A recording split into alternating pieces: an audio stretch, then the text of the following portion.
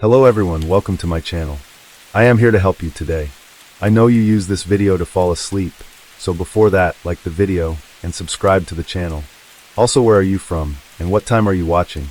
Now get comfortable and relax. Case 1. It was the 4th of August, 2002.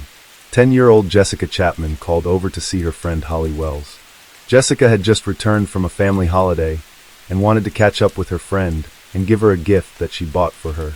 Holly and Jessica both lived close to each other in the Cambridgeshire town of Soham in the United Kingdom and were the best of friends. They were born just 1 month apart from each other. Holly was having a great weekend. The day before, a Saturday, she went shopping with her mother and her friend Natalie. Holly's mother bought Holly some new flare trousers and her first bra on the shopping trip. It was a really special occasion.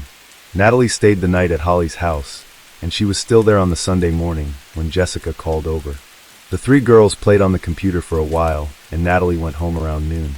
Jessica was having so much fun that she called home to ask her parents, Leslie and Sharon, if she could stay for lunch. The two girls had some egg mayonnaise sandwiches and continued playing. Jessica called again later that day to ask if she could stay at Holly's house for dinner. Sharon told her it was fine, and to let her know when she was ready to come home, so that Jessica's father, Leslie, could collect her. Holly's parents, Kevin and Nicola, were having a barbecue that day and had invited some friends over, so they were more than happy to have Jessica for dinner too. Their friends arrived around 3:15 p.m. and the men began preparing the food.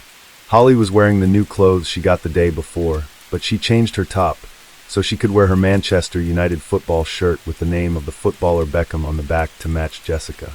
At 5:04 p.m., Nicola took a photo of them wearing their matching football shirts. Nobody knew it then, but that photo would soon be seen by millions of people around the world. After they finished eating, the two girls went up to Holly's bedroom, and a little over an hour later, around 6:15 p.m., they decided to go to the shop to buy some sweets. They didn't tell anyone they were going out. In all likelihood, this was probably because the shop was so close, and they only planned to be outside for a few minutes. At 8:20 p.m. that night, people were leaving the barbecue and heading home, so Nicola called up to the girls to ask them to come down to say goodbye. When there was no answer, she went up to Holly's bedroom, but they weren't there. At that stage, Nicola wasn't overly concerned as their curfew was 8:30 p.m., and they were such good and reliable girls, and so well behaved and responsible that she thought they would be home soon. When they hadn't returned by 8:45 p.m., Nicola began to panic. She contacted Sharon to see if the girls were there, but they weren't, so Kevin headed out with a couple of his friends to search the Soham area. They contacted police at 9:56 p.m., and a large number of people joined the search.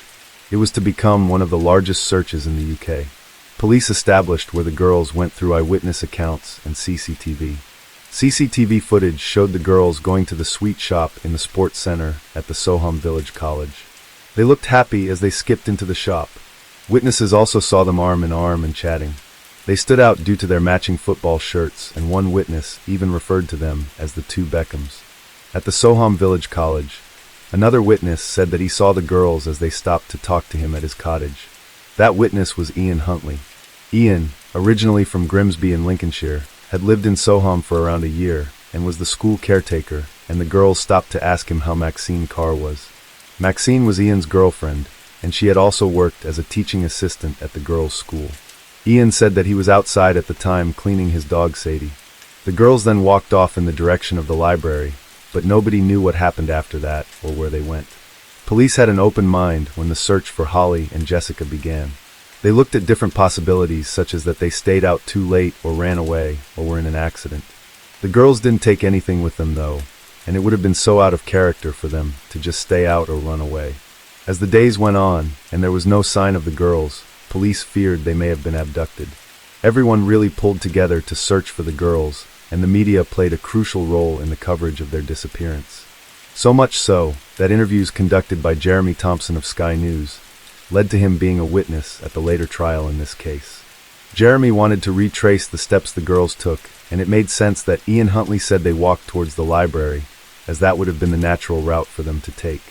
It didn't make sense though that after that, they seemed to disappear. He interviewed Ian, as it was believed quite early on that Ian would have either been the last or one of the last people to see Holly and Jessica. Ian described their conversation as being brief, and again showed the direction that the girls took. At the time, nothing really stood out about that interview. It was the later interview that Jeremy conducted with Ian's girlfriend Maxine that revealed something a little troubling. Maxine had already told police she was with Ian the night the girls went missing. When he was talking to the girls, Maxine was in the bath. She talked about the girls in the interview, but the troubling aspect of it was when she mentioned Holly in the past tense. She was a lovely girl. The team at Sky News found that worrying and notified police. Police had also grown suspicious of Ian Huntley and Maxine Carr. It transpired that the alibi Maxine provided for Ian was a lie. She was not at home having a bath. She was in Grimsby, 100 miles away, at her mother's house the night the girls went missing. She had called him several times that day. Phone records proved this. Ian had been home alone. So police wanted to know why Maxine had lied and why Ian needed an alibi. Police looked into Ian's background. They received calls and tip-offs from people from Grimsby who knew Ian and saw him giving interviews on the television. They knew Ian because they believed he was involved in sexual assaults against women in Grimsby. While he had no previous convictions, rumors and accusations followed him when he left Grimsby. He was known to date girls who were younger than he was, and when he was 22 years old, he lived with his 15-year-old girlfriend. There were accusations of sexual assault and rape made by different girls, and at one point, he was charged with rape, but the charges were subsequently dropped. His past also revealed his controlling side, and he would not allow Maxine to have any visitors at the house. So police took both Ian and Maxine in for questioning on the 16th of August to try to establish if they knew anything about the disappearance. They were released 7 hours later, as at that stage police didn't have anything that would require them to be charged. However, just one day later, police got a break in the case. On the 17th of August, 2002, police made a devastating discovery. They found the 2 little football shirts that the girls had been wearing the day they went missing in a bin at the school, along with shoes and underwear. They had been partially burnt, which led police to believe that Holly and Jessica were dead. They believed they were looking for their bodies. Sadly, their fears were realized. The bodies of Jessica Chapman and Holly Wells were found later that day. Their burnt and badly decomposed bodies had been found in a ditch in Lakenheath. Lakenheath Air Base was in Suffolk and was a half-an-hour drive from Soham. Ian and Maxine's house was searched. It had been meticulously cleaned and no blood was found in their home. Everything was washed from the bedsheets to even the curtains. Some things were out of place. There was a crack in the bath. In the dining room, a light had been torn down. It was left hanging by a cord. Something had happened in the house, but police could not determine what that was. Nothing of evidential value was initially found. No blood. No hairs. The only fingerprints found were Holly's fingerprints that were on a box of chocolates that she had given to Maxine at the end of the school year. Police knew that Ian was familiar with Lakenheath. He liked to go there for plane spotting. They examined his car and discovered the day after Holly and Jessica went missing, he changed the tires on his red Ford Fiesta.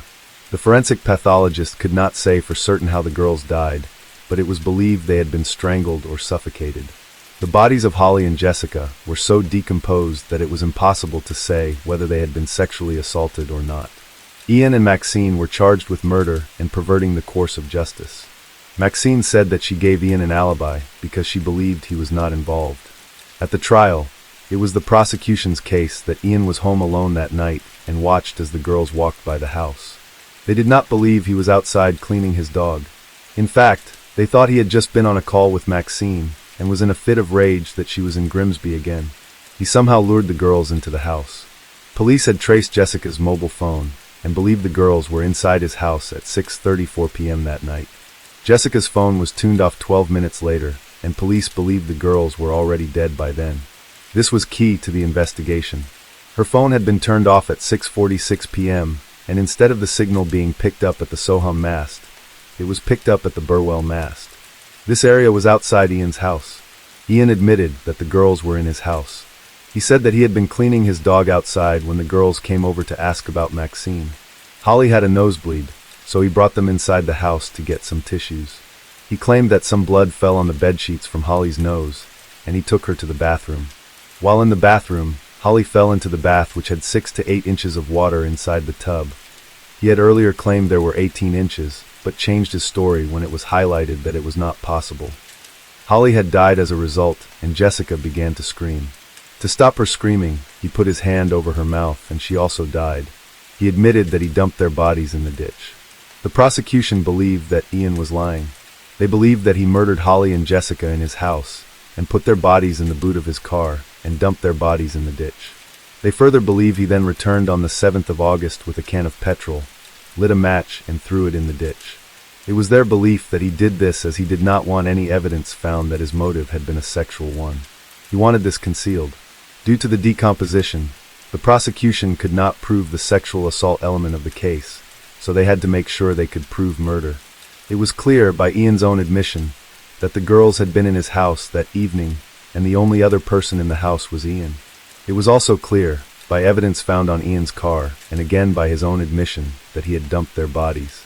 So the issue that the jury had to determine was who was telling the truth. Had the girls died accidentally and unintentionally in Ian's house? Or had Ian murdered them? His version was that Holly fell into the bath and died. This was examined at trial and seemed highly unlikely. It was put to Ian that the only way Holly could have died in the bath that way was if he held her head under the water. His account of how Jessica died was also quite far-fetched. If he simply put one hand over her mouth, she would have used her hands to try to move his hand or turn her head. It was more likely that he was restraining her and holding her hands, which prevented her from doing this. Even though Ian had been quite careful in the aftermath of the girls' murder, some mistakes were made. Ian's fingerprint was found on the liner inside the bin that the girls' clothes were found inside, and his hair was found on the clothes. Fibers from the schoolgirls' shirts were discovered inside his home and on one of his boots. Chalk was found on the suspension arm on the car's front wheel, and that chalk matched the chalk that was on the track near the ditch where the girls' bodies were discovered. The jury deliberated for some 4 days in this case, and Ian was found guilty by a majority verdict. Ian was convicted of the murders of Holly Wells and Jessica Chapman and of conspiring to pervert the course of justice. Maxine was convicted of conspiring to pervert the course of justice. Ian was sentenced to 2 life sentences, to serve a minimum of 40 years in prison, and Maxine was sentenced to 3.5 years. She has now been released and has a new identity. Case 2. It was the 1st of October, 2012. That day began as a normal day for Coral and Paul Jones. It was a Monday and a school day, so it involved the usual routine. Paul got the children up from bed and made them breakfast before they went to school. They lived in a small town in Machynlleth in Wales with their 3 children, Jasmine, Harley, and April. April, the youngest, was just 5 years old, and when school finished that day, she went to the local leisure center for her weekly swimming lesson. After that, she went home. One of her friends was with her, and Paul gave them some spaghetti and toast to eat. They then went out again on their bicycles. April loved her bicycle. Her parents taught her how to cycle when she was just 3.5 years old. April was born 7 weeks early and had cerebral palsy from her hip to her leg, so the bicycle allowed her to have full mobility and go out whenever she liked. She was a petite little girl, and her parents didn't allow her to play out late, but on that day, the 1st of October, 2012, April asked if she could go out with her friend. They initially said no, but then agreed to let her out for a few minutes extra. It had been the parent/teacher meeting at April's school that night, and April had received a glowing report, so they wanted to reward her. It was around 7 p.m. and quite a bright night. There were a lot of children playing in the area, and April promised she would not be long. Paul and Coral only gave permission for April to go out for just 15 minutes. They had no idea that in that 15-minute period, their lives would change forever. April loved to play with her friends. Machynlleth was a very quiet place, and the estate where April lived had lots of friendly families and neighbors. People knew each other and got on well. Children played in the street all the time. It was a very close community, and people felt safe there. When the 15 minutes was up, Coral asked Harley, her son, to tell April to come home. What happened next caused sheer fear and panic. Just a few minutes later, Harley returned home screaming. "She's been taken." Harley told Coral April had been taken. One of April's friends saw April get into a car with a man. Coral called the police and reported her missing. She could barely speak. She told police that April had been taken. News of April's abduction spread through the town rapidly. Everyone was out within minutes looking and searching for April. Police and news stations were in the area within a very short period. It was clear from the beginning that this was not a case of a child just wandering off or getting a lift home with someone they knew. It was much more sinister than that. Police had some information to focus their investigation on due to April's friend. She was just 7 years old, but told police April got into a car, and she was happy, but she said she got into the car the wrong side. That led police to believe that the car she was referring to must have been a left-hand side vehicle. Those types of vehicles were extremely rare, so rare in fact that locals in the town could only think of one man who drove one. Mark Bridger. 46-year-old Mark Bridger was born in Surrey and was the son of a police officer. He lived in London for a time before moving to Wales, and he had lived in Sains for a number of years. Sains was a short distance from Machynlleth. When Mark arrived in Wales, he appeared to be a charming man. He was 6 foot 2 inches and told locals that he was an ex-SAS officer. By all accounts, he seemed like a normal man. Mark worked in a slaughterhouse and had 6 children of his own with 4 different women. He lived alone in a small cottage. People would later come to realize though the normal and charming man act was just that, an act. There was nothing normal or charming about Mark Bridger. Mark was a liar and a fantasist. The stories he told people, such as his army background, were completely fabricated. He was also aggressive and violent, especially when drinking, and had previously been convicted of theft, firearm offenses, and assault.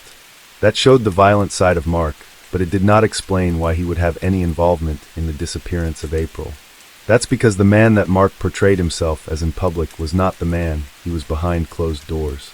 He kept a dark and sinister secret hidden from everyone. Police had to quickly find out what that secret was and how it involved April. Mark was arrested the day after April was taken, and it wasn't long before police began to unravel his lies and discover who he truly was. Mark admitted to the police that April was in his car. He told them that he had accidentally knocked her down and put her in the car in order to take her to the hospital to get help. This didn't make sense though. If he took April due to a terrible accident, where was she now? Mark didn't have an answer for that. He told police he just could not remember as he had been drinking. It was true that Mark was fond of drink. In fact, things were so bad around the time that April went missing that he was drinking up to 25 cans of cider a day. In order to try to find where April was, police needed to piece together details Mark was providing to try to locate her. The hope was to find her alive. The day April went missing started as a bad day for Mark. His girlfriend ended their relationship, and he told his boss he would not be at work as he needed to sort things out. He then went to the parent/teacher meeting that evening, the same one that Coral and Paul Jones attended, as one of his children went to school there. According to Mark, he then accidentally knocked April down on the way home and placed her in his car to take her to the hospital.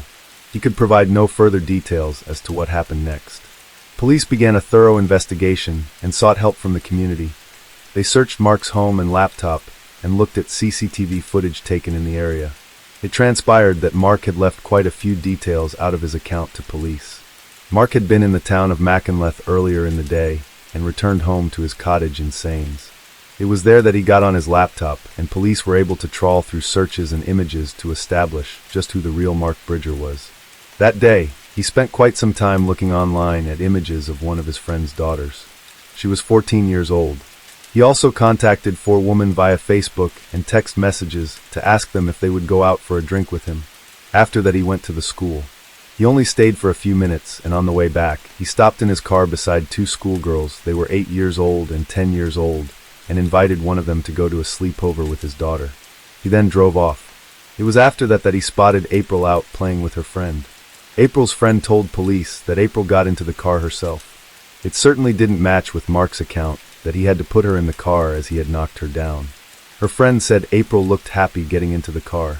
It was around 7:30 p.m. and CCTV footage showed his car leaving the estate and heading towards his house.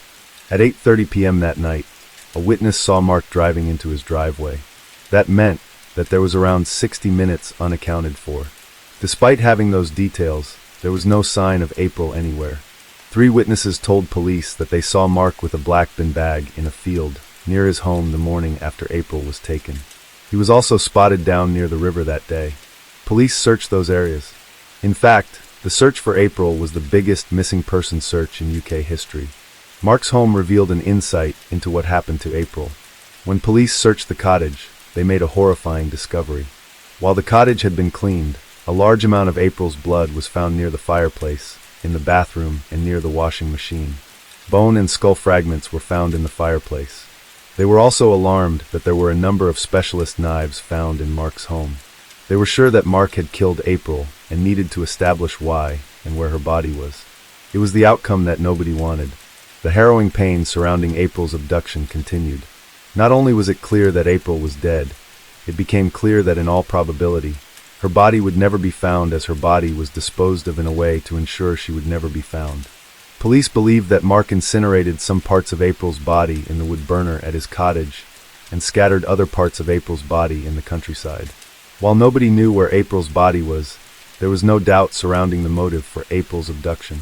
In the days before Mark took April, he searched for images of the two young girls, Holly Wells and Jessica Chapman, who were murdered in Soham, and he also searched for details in relation to the schoolgirl Caroline Dickinson, who was raped and killed while on a school trip to France. His other searches included looking up puberty and naked young 5-year-old. All in all, there were 300 horrific images of child sexual abuse found on his laptop, and police believe he was looking at them on the day he abducted April. The abduction of April was sexually motivated. April's body was never found, and her parents could only bury 17 fragments of April's remains. Mark was charged with murder, abduction, and perverting the course of justice. At the trial, Mark repeated his claim that he accidentally knocked April down with his Land Rover Discovery and picked her up and put her in the car to take her to hospital. When asked why April's friend said that April was happy and got in the car herself, Mark said that she was lying. There was nothing to support Mark's version of events. There were no marks on his car or on April's bicycle that indicated there had been a collision. He added to Paul and Coral's heartbreak by constantly referring to April as Little April during the trial. That statement was even more devastating considering Mark was 6 foot 2 inches tall, and to think of him overpowering such a small and petite little 5-year-old girl like April is just barbaric. When asked at his trial about the Google searches that police had discovered he had made in relation to naked young 5-year-old, Mark claimed he was trying to understand his own children's sexual development. His lies were becoming even more pathetic, and it is little wonder that it took the jury 4 hours and 6 minutes to find him guilty on all 3 counts. The judge in the case, Mr. Justice Griffith Williams, said, "There is no doubt in my mind that you are a pedophile who has for some time harbored sexual and morbid fantasies about young girls, storing on your laptop not only images of prepubescent and pubescent girls, but foul pornography of the gross sexual abuse of young children." He was sentenced to life in prison and given a whole life tariff, meaning he will die in prison. Mark Bridger may have taken April's life and shattered the lives of April's family and the wider community, but the love everyone has for April lives on. Thanks to the endless campaigning from April's family, Mark's cottage was demolished. In the place of a building that stood hiding the secrets of a depraved and evil man, now lies a memorial garden for April. Her memory continues to live on both in Machynlleth and Wales, and her family keep her memory alive through their love and devotion for her. Case 3. It was the 3rd of June, 1991. 23-year-old Denise Huber was on her way home from a Morrissey concert in Inglewood, California. It was just after 2 a.m. and Denise had work later that day, but that didn't matter as the night had been fun. She was originally supposed to go to the concert with her boyfriend Stephen Horrocks. They had only been in a relationship a few months, but she had known Stephen for years. They met at the spaghetti factory where Denise worked as a waitress and Stephen worked as a bartender. Stephen found out at the last minute that he had to work that night, and he asked their friend Robert Calvert if he would go with Denise. Robert was thrilled, and it was easy to see why. Denise was a tall, 5 feet 9 inches, and stunning brunette, and when she entered a room, all eyes were on her. She was a natural beauty, but beyond her looks, she was sweet, kind, and full of fun. Denise got ready for the concert at home. She lived with her parents and brother Jeff in Newport Beach, Orange County, California, and she chose a black dress, heels, dark stockings, and a little jacket to wear. It was the perfect attire for a Morrissey concert. Denise's parents, Dennis and Ione, loved seeing her have fun. They had such a great relationship. Denise spent a lot of time with them. She loved to go to the beach and lunch with Ione, and they spent time cooking different dishes together. Denise also had a very close relationship with Dennis. Every Friday they would have breakfast together, and Denise was described as Daddy's little girl. Just a day or two before she went to the concert, she left a note on his computer that said, "Hi Dad, I love you. Have a great day. Love, Denise." She also included a little happy face. That was the kind of girl Denise was. She had a cheeky sense of humor, but above all else she loved deeply.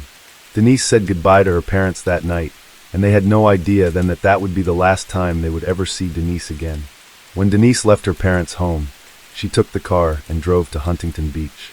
Robert lived there, and she told him she would collect him, and they could then go to the concert in the car. They arrived at the concert at around 8 p.m. They had stopped to buy some vodka on the way, and had a few shots before heading into the concert.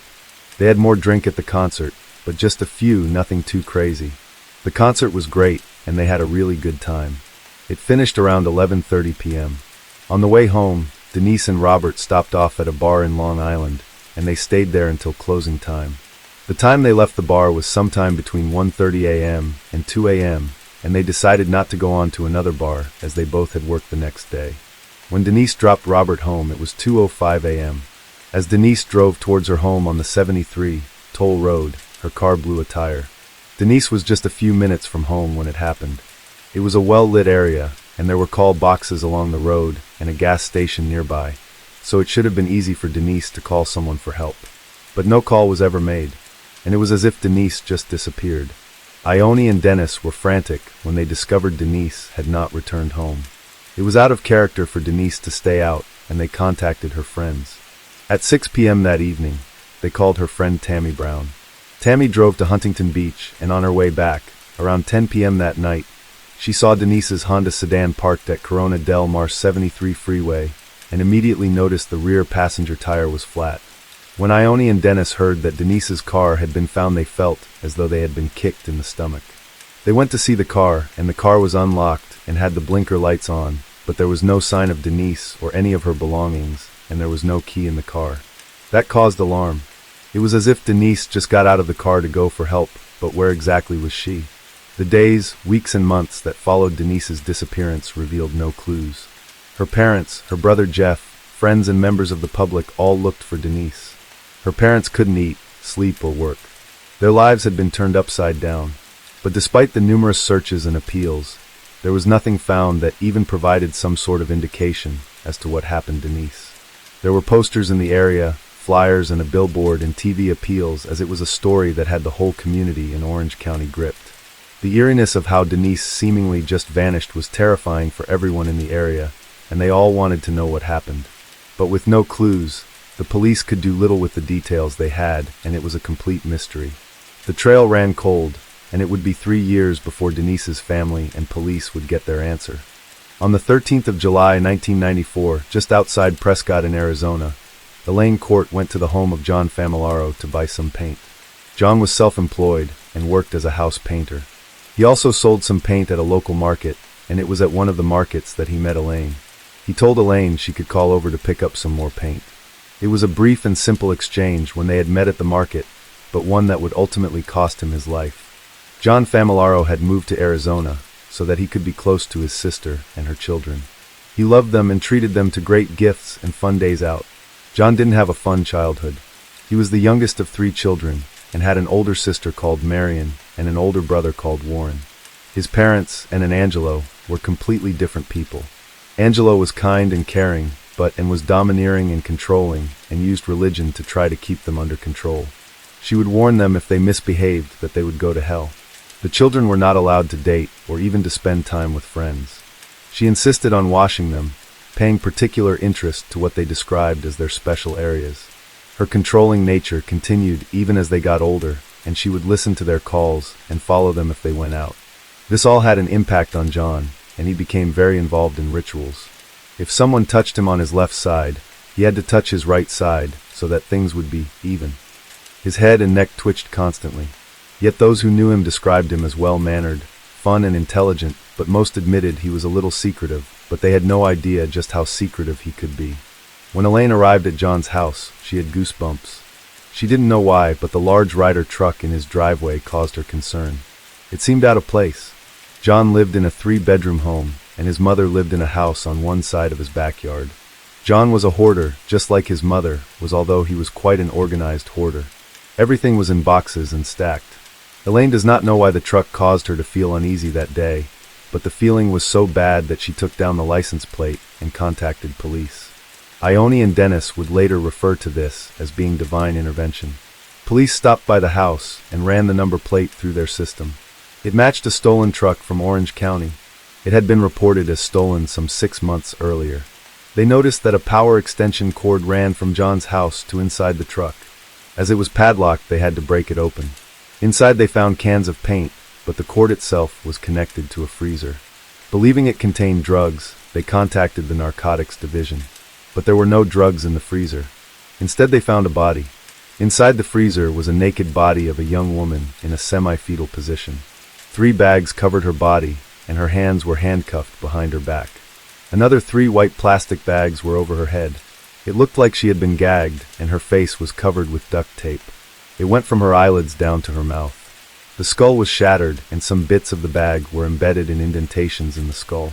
A hairdryer was used to thaw the body, so that vital evidence would not be destroyed. The body was Denise Huber. Denise was identified through fingerprints.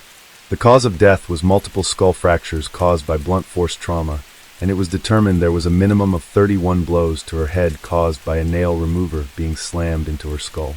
She had also been sexually assaulted. Police believed that as the body was stored in a freezer in a truck on John's driveway, that in all likelihood John was involved. As John was a hoarder, police didn't need to look too far to confirm his involvement, and they found the murder weapons in his house. He had kept Denise's clothes, her belongings, his clothes, and the weapons used that night in a box. Police now had to determine how and why Denise's body was found in Arizona some 3 years after she disappeared, and they wanted to know how John and Denise had crossed paths. In 1991, John operated a painting business in a warehouse in Laguna Hills in California. He lived in the warehouse. Police went to that warehouse and new tenants used it, and it had been cleaned since John was there, but they did remove some of the drywall and found blood. That blood was matched to Denise's DNA. It was a match. Police were convinced Denise was murdered in the warehouse, but how did she get there? Police believed that when Denise's car blew a tire that night, she got out of the car to walk along the roadway to make a call for help. While she was doing that, they believed that John saw her, pulled up alongside here, and instead of helping her, he kidnapped her. They based that around the condition of Denise's shoes. Her shoes were found in one of John's boxes at his home, a box marked Christmas. The shoes had marks all over them, and the tip of one of the heels was missing. All of Denise's friends and family confirmed she would have never worn shoes that damaged. John then took Denise to his warehouse, where he tied her hands behind her back. Denise's death was brutal. The handcuffs were so tight that there was no room to even put one finger through them. He then wrapped duct tape around Denise's head from her mouth to her upper eyelids. John put plastic bags over Denise's head and sexually assaulted her. She was struck at least 31 times over the head with a nail puller and claw hammer. It may have been more, as there may have been fractures over fractures. Her skull was described as being basically shattered. There was blood tissue visible through some of the lacerations. Her death had been violent, savage, and brutal. The nail puller, duct tape, and a blood-stained hammer were found in a box in John's house. The keys to his handcuffs were found in John's desk drawer, and there were paper clippings in his house in relation to Denise's disappearance. He had kept articles about Denise's disappearance, and had also recorded an appeal Ione and Dennis made on TV asking for any information in relation to Denise's disappearance. John was charged with the first-degree murder of Denise Huber. 2 special circumstances were listed as part of that charge, and they were that the murder was committed during the commission of a kidnapping, and that the murder was committed while engaged in the commission of the crime of sodomy. For the first-degree murder charge, the evidence was compelling. Denise's body was found in a freezer that John had bought days after Denise's disappearance. They knew this as John had kept the receipt for the freezer. That same freezer was then found in a truck that was parked on the driveway of his home. Inside his home, John had carefully kept all of the items that would almost be certain to guarantee a conviction. He had the clothes he wore on the night Denise was murdered, Denise's clothes and her belongings, and the handcuff key to the handcuffs that were on Denise. The kidnapping and sodomy charges were a little bit more circumstantial. Yes, it was likely that Denise was kidnapped due to the circumstances, but it would be for the jury to determine if there was enough evidence. In relation to the sodomy charge, Denise's body had been frozen, so it was difficult to get the DNA that they needed. While John's hoarding had left him with no room to argue any sort of first-degree charge, his defense focused on the strength of the evidence supporting the kidnapping and sodomy allegations. They argued that there was no sign of a struggle in Denise's car or in the area around the car. It was their case that Denise could have left the elevated freeway and went down the embankment to street level, and that was what caused the damage to her shoes. However, an investigator did this wearing similar shoes and agreed with the prosecution that while there was damage on the shoes, there was more damage on Denise's shoes. The jury found John guilty of the first-degree murder and found both of the special circumstance allegations were true. At the penalty phase of John's case, it was revealed to the court that John had a terrible childhood. It was so bad during his formative years that there can be doubt that it had an impact on his adult life. His mother made him fear women and sex, and made him believe that it was a sin to be with a woman. She stopped him developing his own sense of being, and even when Denise's body was found, and was still controlling John's life. The jury sentenced John to death. Denise's disappearance highlights that when something like this happens, there is never just one victim. When Denise went missing, the entire community was worried. They could not understand how a young woman simply driving home from a concert could be taken. The greatest impact Denise's disappearance and murder had was on her parents. Ione and Dennis spent 3 years wondering if Denise was alive or dead, or if she was suffering or being tortured somewhere. During the 3 years Denise was missing, her parents effectively stopped living. They stopped doing things like putting up a Christmas tree and didn't touch her bedroom. Every time a body was found, they had a sickening feeling in their stomach, and each time had to wait for days until the body was identified. Both of them suffered with their health in the years that followed. They had Denise's headstone inscribed with the words, "You will always be loved." Case 4. It was the 21st of June, 2013. That day was not a normal day for Cherish Periwinkle in the sense that she was due to fly to California the next morning to spend the summer with her father.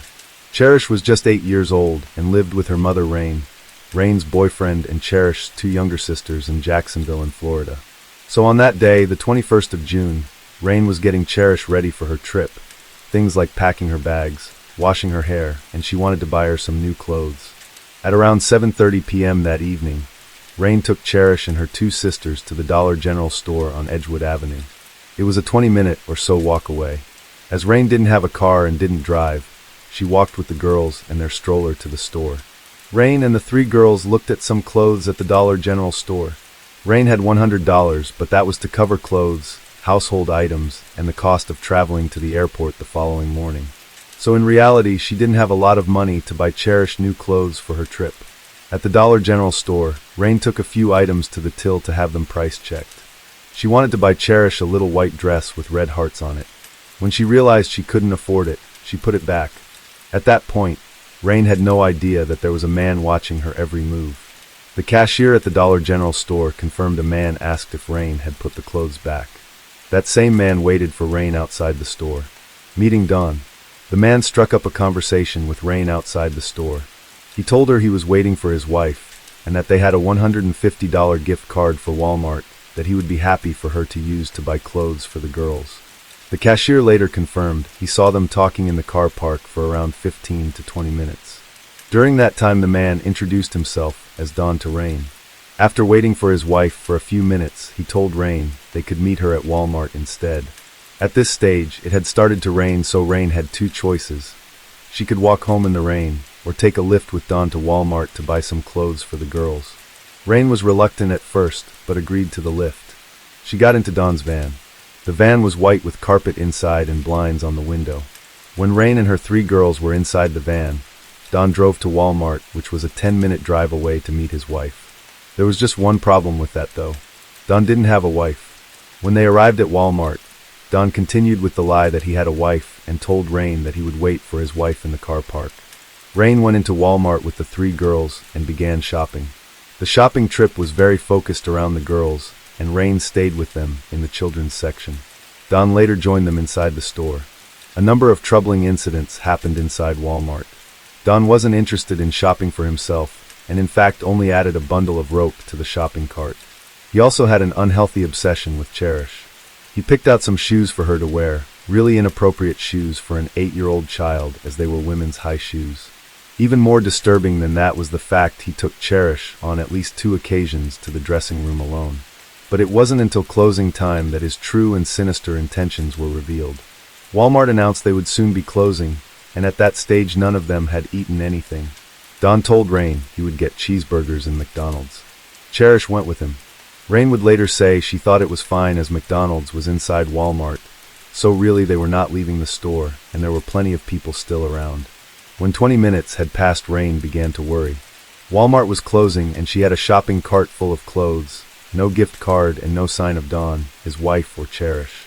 She spent around 20 minutes searching Walmart, McDonald's, and the car park. There was no sign of Dawn or Cherish. At 11:20 p.m., Rain called 911. Rain didn't have a lot of details to provide to the police. She didn't know Don at all, and described him as a man with white hair who drove a white van. All she knew was that she had a bad feeling about him, and that he must have taken Cherish. Police were familiar with Don. Don was 61-year-old Donald Smith, a registered sex offender with offenses dating as far back as the 70s. He had just been released from prison some 3 weeks earlier. And now, this sex offender had Cherish. Despite searching throughout the night, it was only the next morning at 9 a.m., when police got a break in the case, that an officer dealing with a separate road accident recognized Don's van as it drove past. Don was arrested. The van itself was empty. There was no sign of Cherish, and the items Rain had left in the van, such as the stroller and items she bought at the Dollar General store, were missing. Police were clear about one thing, though. Wherever Cherish was, it involved water. Don was wearing the same clothes as the day before, a black t-shirt and jeans, and the lower half of his body was soaking wet. Police received a tip-off that Don's van had been seen parked in woods. Police went to the area and looked for water. There was a creek behind a church, and along with the help of a police dog, police made a devastating discovery. Any hope of finding Cherish alive was over. Her body was found in the water, weighted down by bricks and debris, and under a tree. Cherish's injuries gave an insight into some of the brutality and horror Donald had inflicted on her. She had injuries all over her body. Donald had gagged her so severely that her gums had bled. He raped and sodomized her. There was a hickey on her right breast and traumatic injuries to her genitalia. The prosecutor in the case said Donald had tore her apart. That's how brutal the injuries were. There was blunt force trauma to her head and ligature marks around her neck. Cherish had been strangled with such force that her eyeballs bled. The blood vessels burst in her throat, face, and eyes. Her injuries revealed defensive wounds which showed this little 67-pound, 8-year-old girl fought for her life. But she was no match for the monster who had kidnapped her. Donald Smith was charged with the kidnap, sexual battery, and the first-degree murder of Cherish Periwinkle. The evidence in this case was overwhelming. Not only was there CCTV of Donald leaving Walmart with Cherish, there was evidence of his arrest while still wet and a witness who saw his van parked near to where Cherish's body had been found. There was also DNA evidence. His DNA was found on and inside Cherish's body, and Cherish's DNA was found on his penis. Donald put forward no defense and called no witnesses, so it was hardly a surprise that it took the jury less than 15 minutes to find him guilty of the kidnap, sexual battery, and first-degree murder of Cherish. He was sentenced to death. We did hear from Donald in this case. Not so much at his trial, but in a prison recording of a conversation he had with his mother. There is no surprise that a man like Donald lies, and he told his mother that Cherish followed him out and hopped in the van, and he knew then he would already be in trouble due to his previous convictions. When discussing Cherish with his mother, he said, "What's her name again?" Even after all the horror he inflicted on Cherish, the callousness of that statement is striking and further confirms a man like Donald will never change, and if given the chance will do it again. In his discussion with his mother, he put an emphasis on rape being a violent act. Of course it is a violent act, but he wanted the rape to be viewed as him inflicting rage and violence on Cherish as opposed to him viewing her as a sexual object. It is clear he did not want to be seen as a pedophile, but make no mistake, that's exactly what he is. He saw Cherish as a sexual object, and when he raped her, he murdered her in an attempt to evade justice. This case is the type of case that every parent dreads. So how did it happen? Donald saw an opportunity that day when he saw Rain with her 3 girls.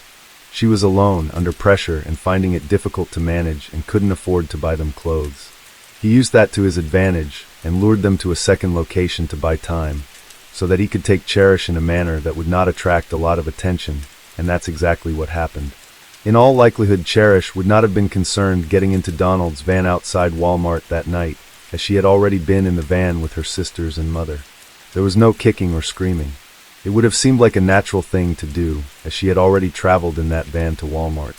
People at Walmart would not have been concerned either. Seeing a skipping and smiling Cherish with an older man would have looked like a regular grandfather and granddaughter.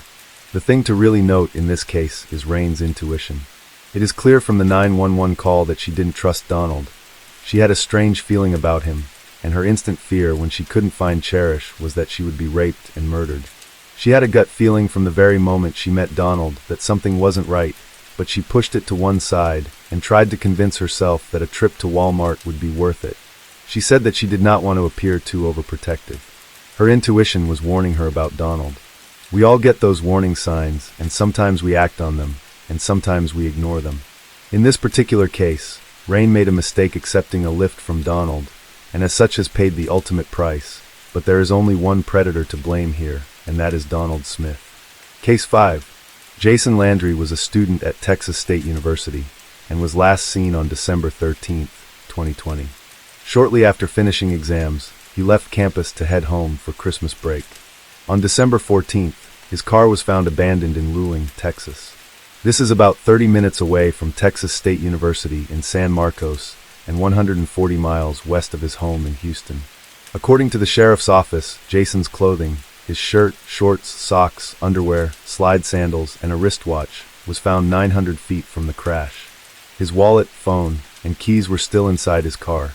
The investigators gave a timeline of what they believe happened with Jason leading up to his disappearance. Investigators believe that Jason ended up on E. Austin and went on to Spruce Street, turning into Salt Flat Road. His vehicle was found in the 2300 block of Salt Flat Road, abandoned 30 minutes after midnight on December 14th. They are unsure about what happened during the 67-minute window.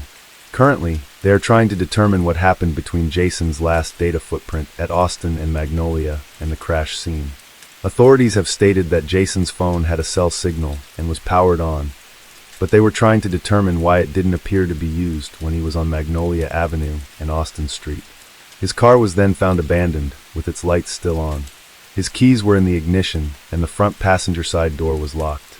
The vehicle's rear window was broken. The sheriff's office stated that the crash was a single-vehicle crash, likely due to an overcorrection on the gravel road. The rear driver's side bumper contacted a tree on the east side of the roadway and moved the front driver's side into another tree against a barbed fence. Nothing indicates that any other vehicle was involved in the crash. Evidence collected from the scene led investigators to believe that the only damage to the car was from the crash with the trees and the fence line. According to officials, a volunteer firefighter discovered the vehicle but didn't enter it, and neither did the responding trooper. The car was towed to a nearby impound yard the next morning. Jason's father entered the vehicle, which was registered in his name, through the unlocked driver's side.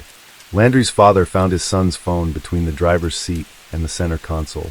The authorities found a single tiny blood smear, but stated that it didn't indicate anything serious. Officials said it's possible Jason was injured when he got out of his vehicle within the barbed wire fence or foliage. The investigators also found a backpack, ball cap, plastic bag of personal toiletries, and a tumbler with a dead betta fish inside. Landry's father recovered these items north of where his clothing was first discovered, as they had been left there by authorities. Jason's wallet was found inside his backpack, along with a small amount of marijuana, a laptop computer, gaming equipment, and other personal items. The officials seized the marijuana and claimed that it was combined with an unknown hallucinogenic substance.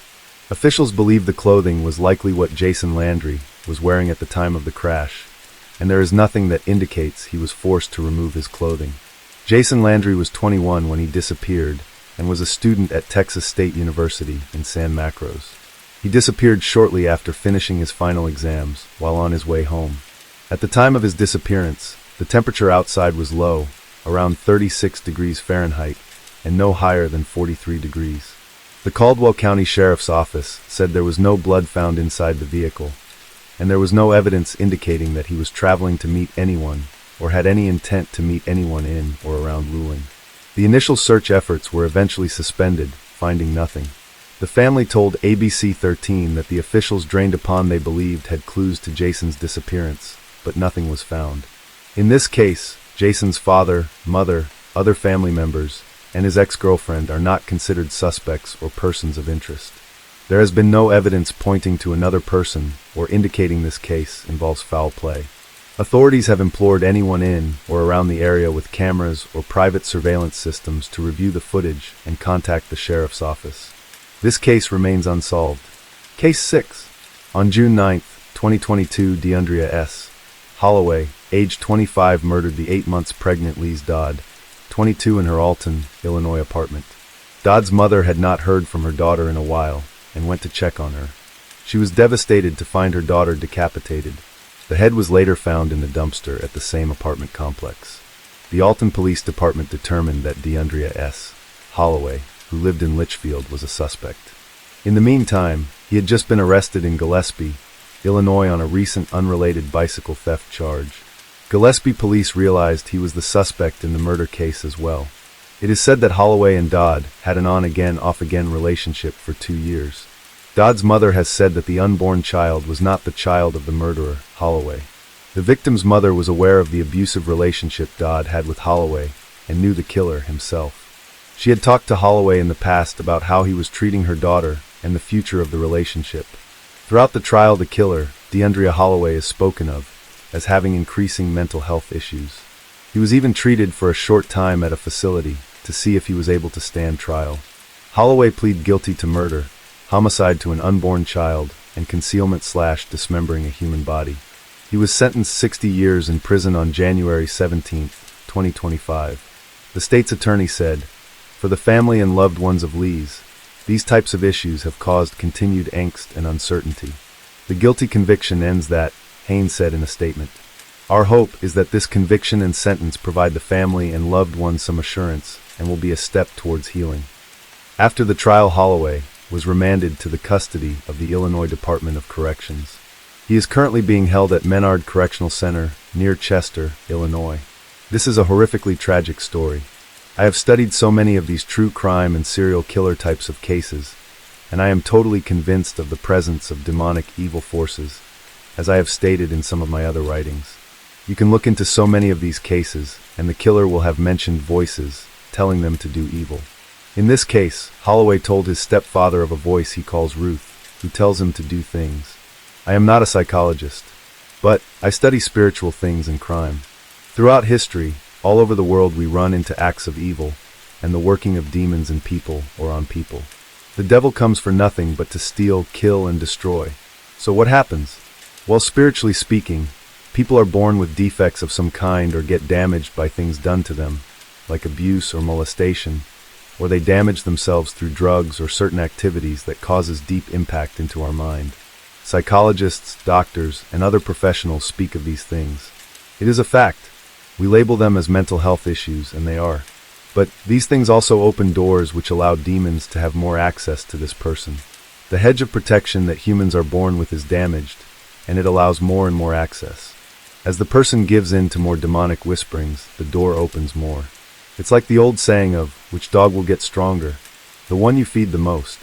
When people give in to the voices or whisperings or temptations of the demons that surround all of us, those voices and demons get stronger in our lives. Drug and alcohol use lowers our ability to ignore or resist. I am not giving excuses for what people do. I am also not degrading anyone with mental health issues.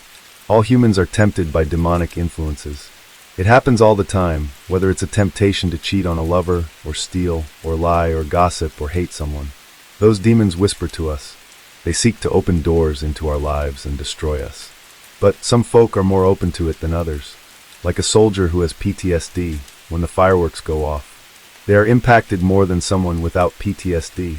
Or like an addict in recovery who is more susceptible to temptation for addiction, or getting addicted more quickly if they give in to the temptation again. All of us get damaged by DNA, our past, or the things we do. But some folks have damage that opens doors to the demonic more quickly. Prison does nothing to help stop the demonic. Treatment does nothing.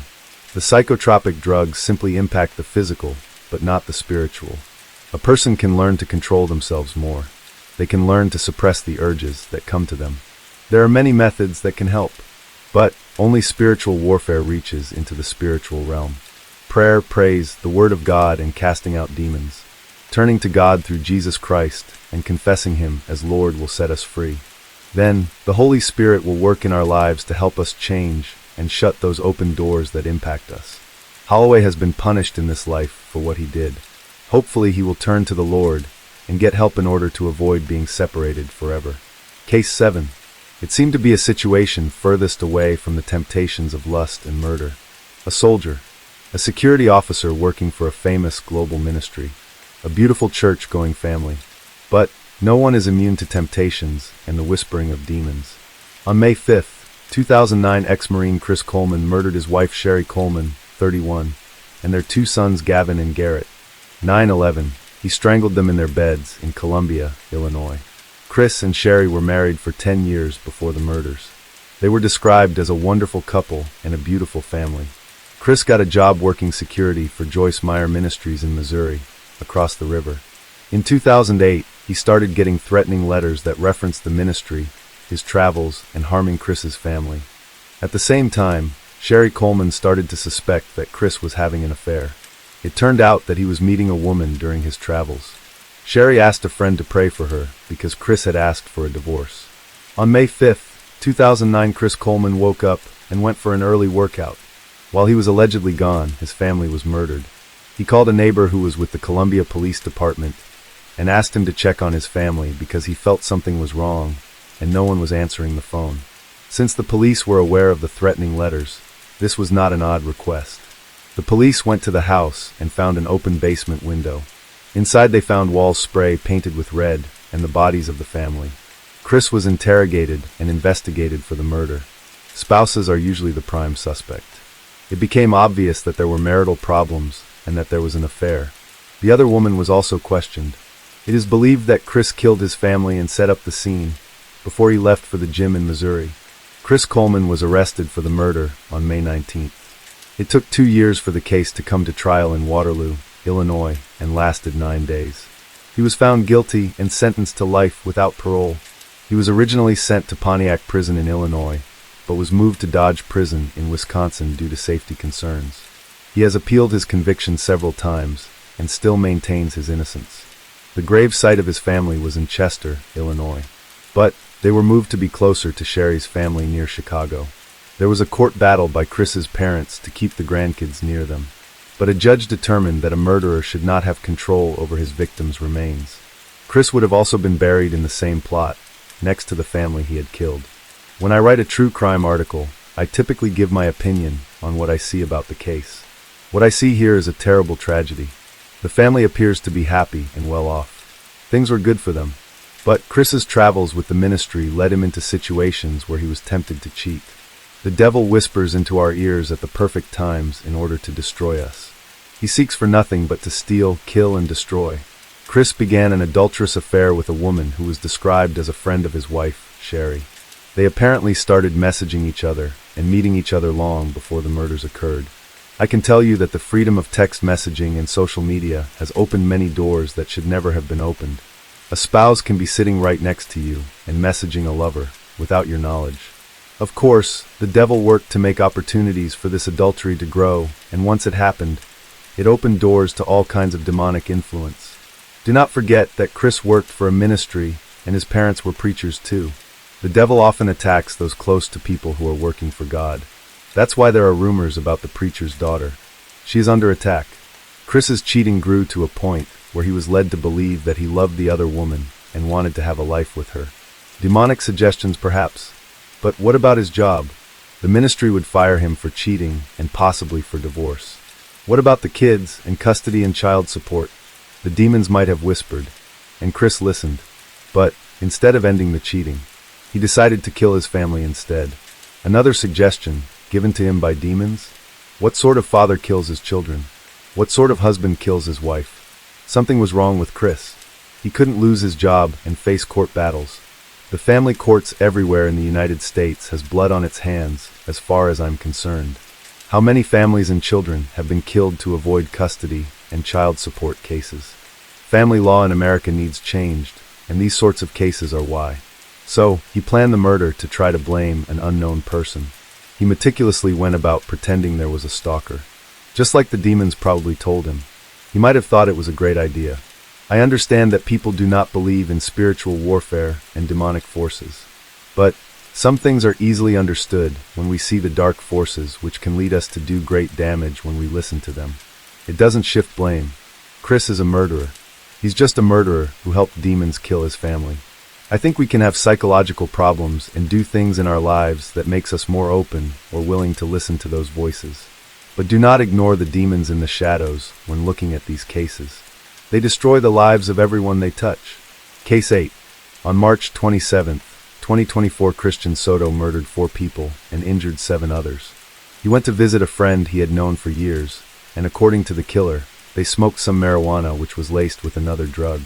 Soto's paranoia grew to such an extent that he grabbed a knife from the kitchen and killed Jacob Schupbach, 23, and his mother Ramona Schupbach, 63. Witnesses say he chased Jacob Schupbach outside the home, stabbing him, and ran him over with his truck. After the attack, Schupbach made it back inside the home before dying. Christian Soto then left the residence at Holmes Street and found Jay Larson, 49, who was a mail carrier, on Winnetka Drive. Witnesses say he ran over Larson, beat him, then retrieved a knife from his truck. The killer went to the 4800 block of Cleveland Avenue, where he busted into a home and stabbed 3 more people, none of whom died. They beat him with a bottle, and their pit bull attacked Soto. The spree continued down the street, where Soto invaded a home and found 3 young girls. He attacked them with a baseball bat, leaving Jenna Newcomb, 15, dead. Soto continued through the neighborhood, breaking a window and attacking Lindsay Craig in her home on Florence Street.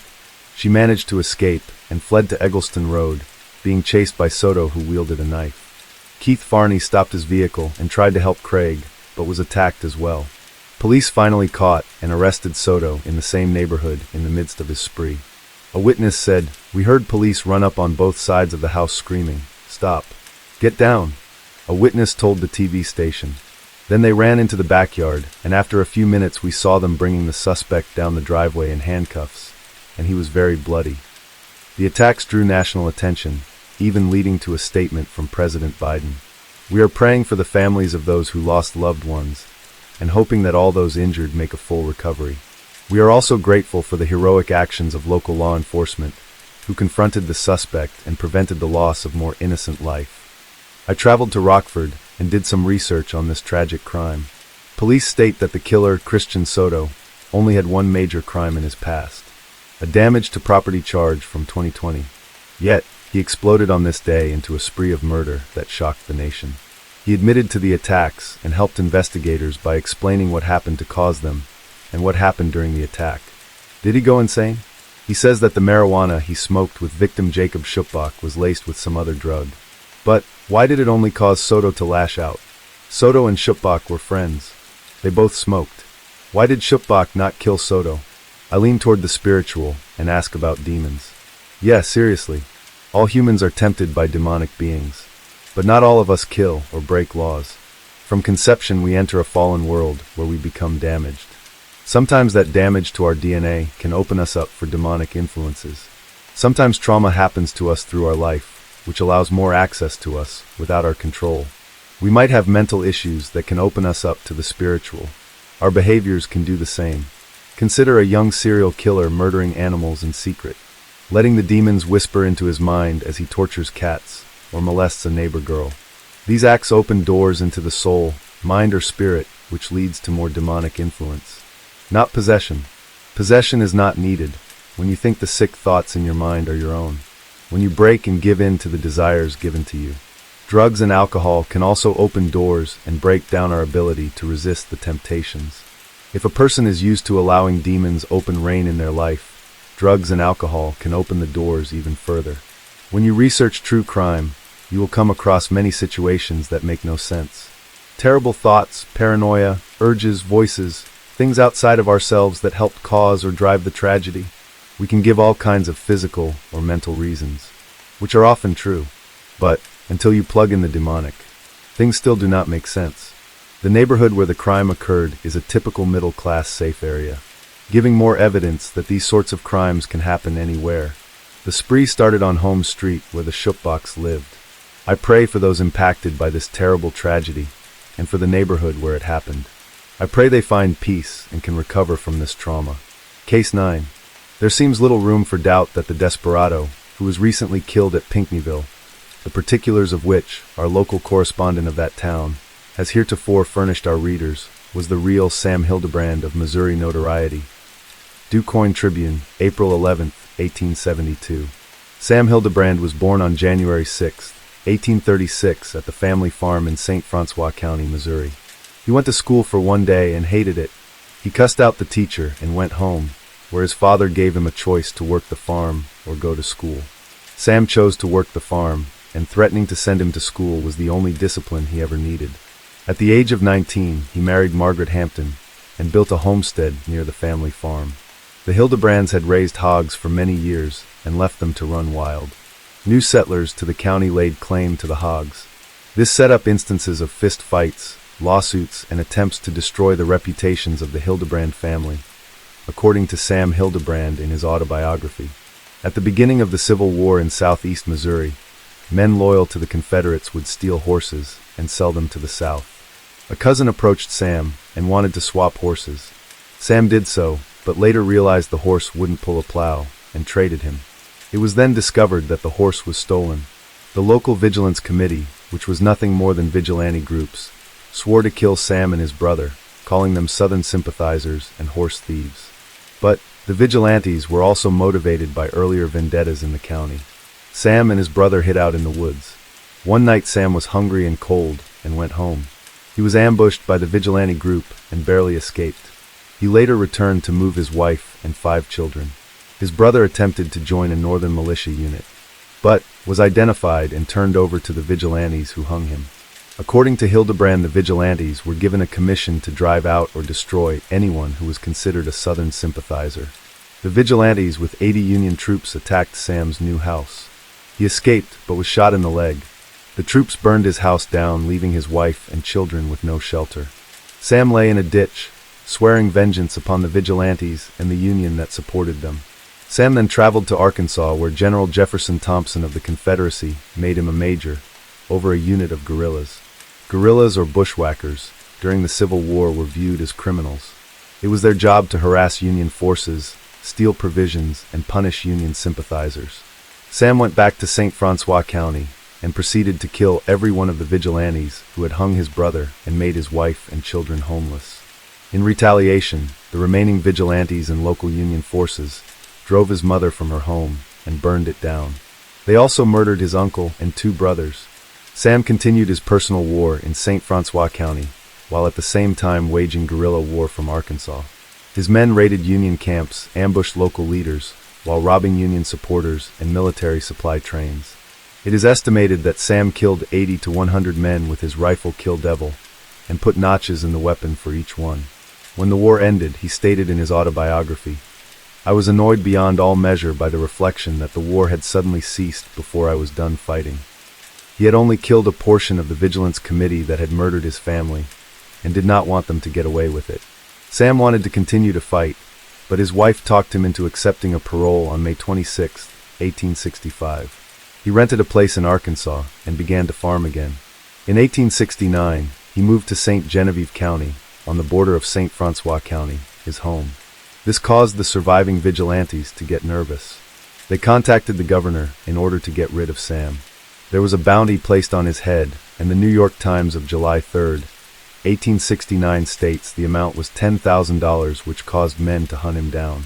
He was wounded in an assassination attempt and escaped to a relative's house where he was surrounded. He shot his way out, and a manhunt ensued.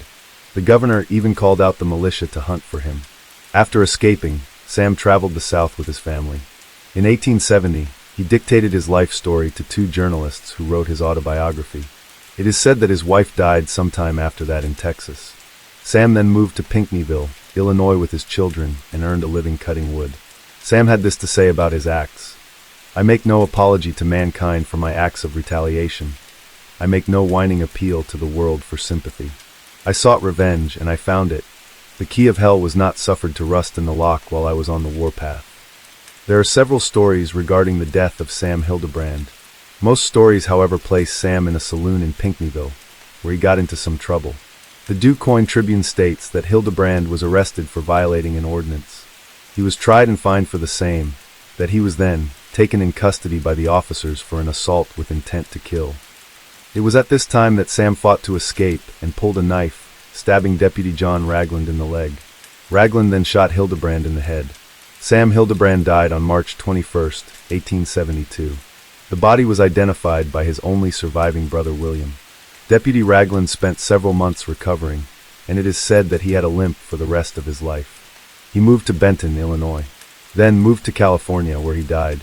It is said that he only received about $1,500 of the reward for Hildebrand. Case 10. February 2011. It has been a tough month for the residents of Anchorage, Alaska. Tensions have been running high since a young, female barista disappeared from a local coffee stand on the night of the 1st.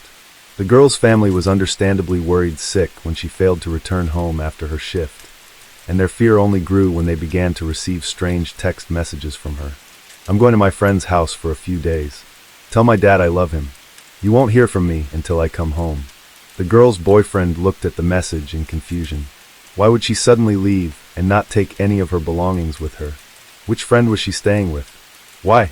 These were questions with no real answers, because he knew on some level that every word was a lie. He had no way to prove his suspicions, but the more days went by without another word from her, the worse his worries grew. Posters bearing her image and information had been put up all over the area. Her father offered a $12,500 reward for information leading to the girl's return, and anyone who knew the man was sure he would have offered a lot more if he could have.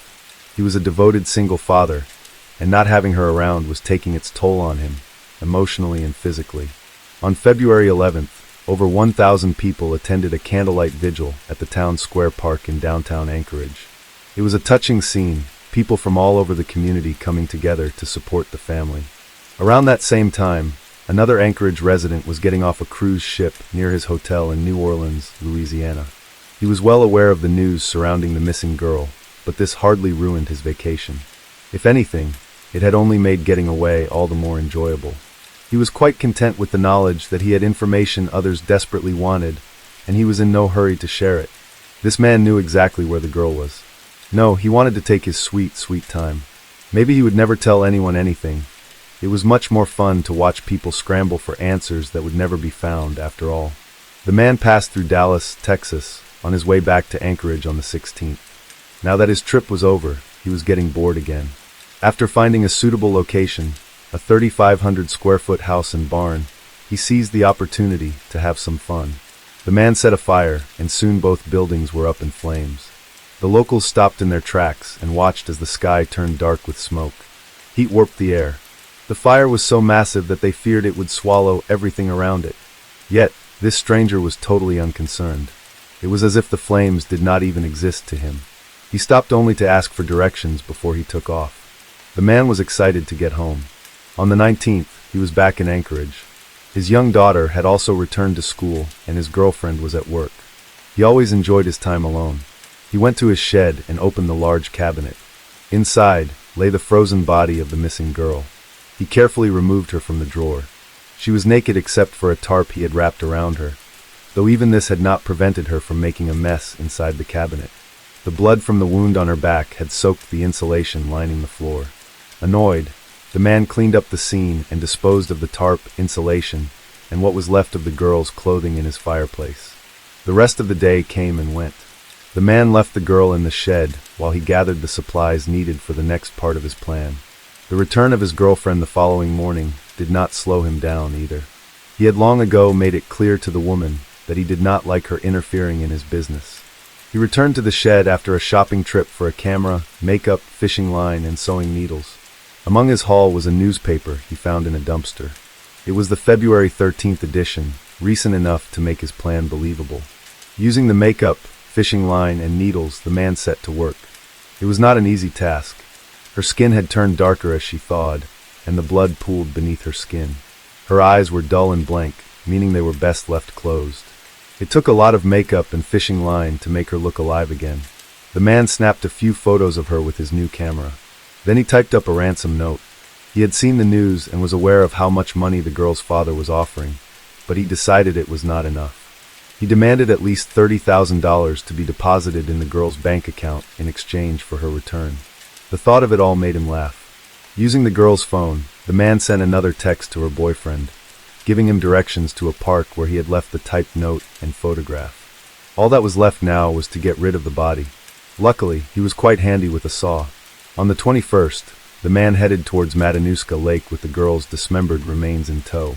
He walked out onto its frozen surface and cut a hole in the ice before throwing her into the water. The body, held down by fishing weights, slowly sank to the bottom of the lake. After a few more hours, the man packed up his belongings. He was happy to have caught a few fish and planned to cook them for his family's dinner that night. The fun was over for now. It was time to get back to his other life. Case 11 was May 31st, 1985, the tail end of spring, but living in Southern Carolina meant that summer came early. In spite of the heat, Sherry had had a busy day. With her high school graduation just 2 days away, followed by a class trip to the Bahamas, she found herself busy preparing for a new stage of life. She had spent the morning doing the daily prayer she always shared with her family before heading off to rehearse with her chorus teacher, as she had been selected to sing the Star-Spangled Banner at the commencement ceremony alongside a classmate. After a much-needed pool party at a friend's house, she was more than ready to head home for the day. She had no idea that, within a tiny, seemingly insignificant window of time, an unknown predator had already set his sights on her. Still clad in her swimsuit, she drove her blue Chevette to the Smith family home located at 5700 Platte Springs Road of Lexington, a suburb of the state's capital city. The house had been built in the center of a vast plot of land, leaving all four sides surrounded by what was, at this time of year, a sea of drying grass save for the swimming pool in the back. The pathway from the mailbox to the front door was around 700 feet, but it was a distance Sherry had grown used to crossing. Before she did so again, however, she needed to check the mail. Sherry opened the mailbox and took out a few letters. She hardly had the chance to look at them when she heard a car pull up behind her. A man she did not recognize looked at her with hungry eyes from the driver's seat. He said something she could not hear over the sound of both cars' engines still running. The man did not bother to repeat himself. Instead, he hurried out of the car, closing the space between him and Sherry in the blink of an eye. He grabbed her, and to Sherry's horror, pressed what she soon realized was the cold metal barrel of a gun to her body. If she wanted to live, he warned her, then she'd better get in his car. Sherry had a righteous upbringing and had been raised to see the best in everyone. In all her innocence, she likely had no idea what fate awaited her when she stepped into the car. When he drove off, did she understand that she would never return? But what is known for certain is that her father, Bob Smith, a Baptist pastor and engineer, had been the first person to notice that something was amiss. He and his wife, Hilda, had been out back by the pool around the time their daughter arrived. When he first saw her car parked at the end of their driveway, he had assumed she had merely stopped to pick up the mail. When he looked out the window a while later, however, he saw the car still there, unmoved. Hilda tried to soothe his worries by offering the possibility that Sherry was reading a letter sent by Dawn, the eldest Smith sister, and got caught up because the two were very close, but a sinking feeling came over him. Bob hurried outside to his own car and drove down to check on his daughter. His worst fears were realized. Sherry was gone. Her car was running and all her belongings, including her shoes, were still inside. A handful of letters were strewn across the ground, indicating that she had dropped them suddenly and perhaps unwillingly. He could make out her bare footprints leading away from the front seat, but none were leading back. Worst of all was what he found in her purse, her medication. Sherry Fay suffered from a rare medical condition, diabetes insipidus, more commonly known as water diabetes. It meant that Sherry's body had a hard time regulating fluids and could quickly become dehydrated, something that, given the intense heat, could quickly put her in serious danger without her medicine. Panicked, Pastor Smith hurried back inside the house to get to Hilda. He told his wife that her car had still been running, but she was not in it. Mrs. Smith was understandably just as worried. While her husband called the police, she hopped into her own car and drove around in search of Sherry. It pained her to have to return to the house without her and endure the half-hour wait before help arrived. All Hilda could do at the moment was pace around the property, praying silently for her daughter's safety. In South Carolina today, there is no amount of time required before a family can report a person missing. This was unfortunately not the case for many states in previous decades. Had Sherry been anyone else, it is likely the authorities would have needed to wait before beginning their search, considering the fact that she was right on the brink of adulthood. The fact that Sherry was a diabetic without her medicine, however, created a sense of urgency that got police to act right away. What followed was one of the largest searches conducted in the history of Lexington County. Air teams were called in to conduct aerial searches. The governor's office's Emergency Preparedness Division arrived to set up tractor-trailers that would serve as a base for the investigation. These trailers were full of all sorts of equipment, including telephones, radios, and cameras, that could keep the place running 24 hours a day. Authorities were eager to help not just because of the urgency of Sherry's health needs, but also because they were already familiar enough with the Smiths to know it was unlike the girl to have run away. "She's not a runaway," Captain Bob Ford of the Sheriff's Department told the press. "We can't accept any theories that she ran away from home." The efforts were led by Lexington County Sheriff James R. Metz, who also set up base in a trailer near the Smith home. The plan was for this place to remain accessible at all hours in case any new information regarding Sherry or her abductor came in. Having everything in one place meant that they could save precious time, Sherry's time. They would need the public's help. Whenever something strange happened in a small town, word got around fast. Soon after, calls came in from locals reporting sightings of suspicious vehicles. Two men who had driven past the Platte Springs Road just after 3 in the afternoon claimed to have seen Sherry standing at the mailbox. At the same time, a car, described as being reddish-purple or maroon in color, was coming up the opposite side of the road, headed directly towards the Smith home. Based off of their brief sighting, the men believed the other vehicle to be an Oldsmobile Cutlass, possibly a model from 1982 to 1984. The driver appeared to be a man in his 30s. When they passed by, they looked in their rearview mirror. The taillights of the Oldsmobile came on. The vehicle had come to a stop at the mailbox. A short while later, the two men passed by the Smith home again. This time they saw Sherry's Chevette, but they did not see Sherry.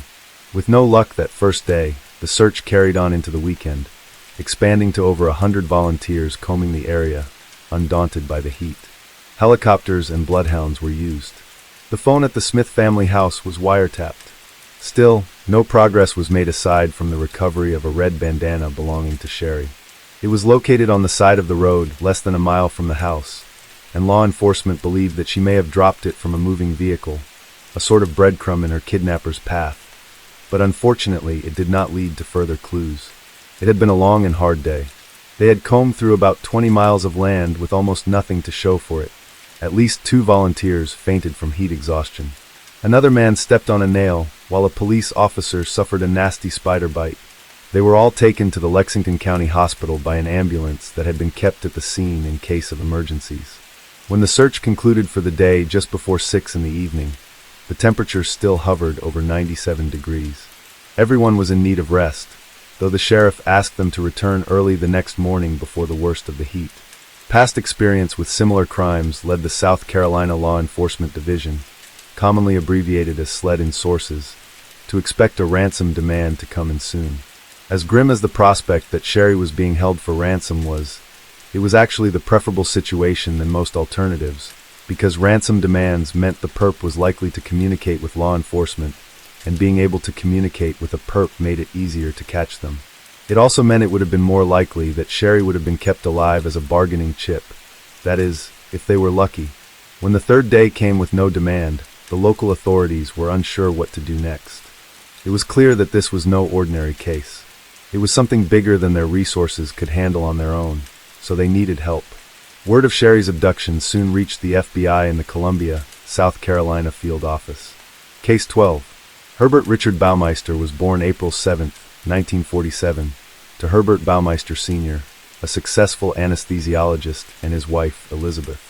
He would be the first of the couple's 4 children and spent his early years in Westfield, a well-to-do suburb just north of Indianapolis, Indiana.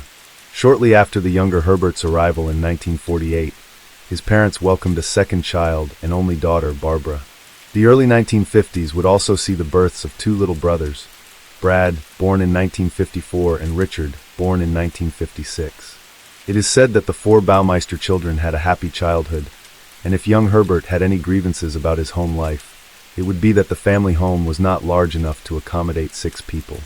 The crowded house was uncomfortable for the boy, though the issue was a temporary one. The 1950s was the era of upward mobility for many Americans, and the post-war economy made it possible for more people to make real money than ever before. The elder Baumeister made some notable advances in his career during this time, earning him enough money to move his family to a larger home. Indeed, what is known about the boyhood of this future monster brings to mind the typical image of mid-century suburban Americana. His father was a hard worker, so much so that he often had little leisure time to spend with his children.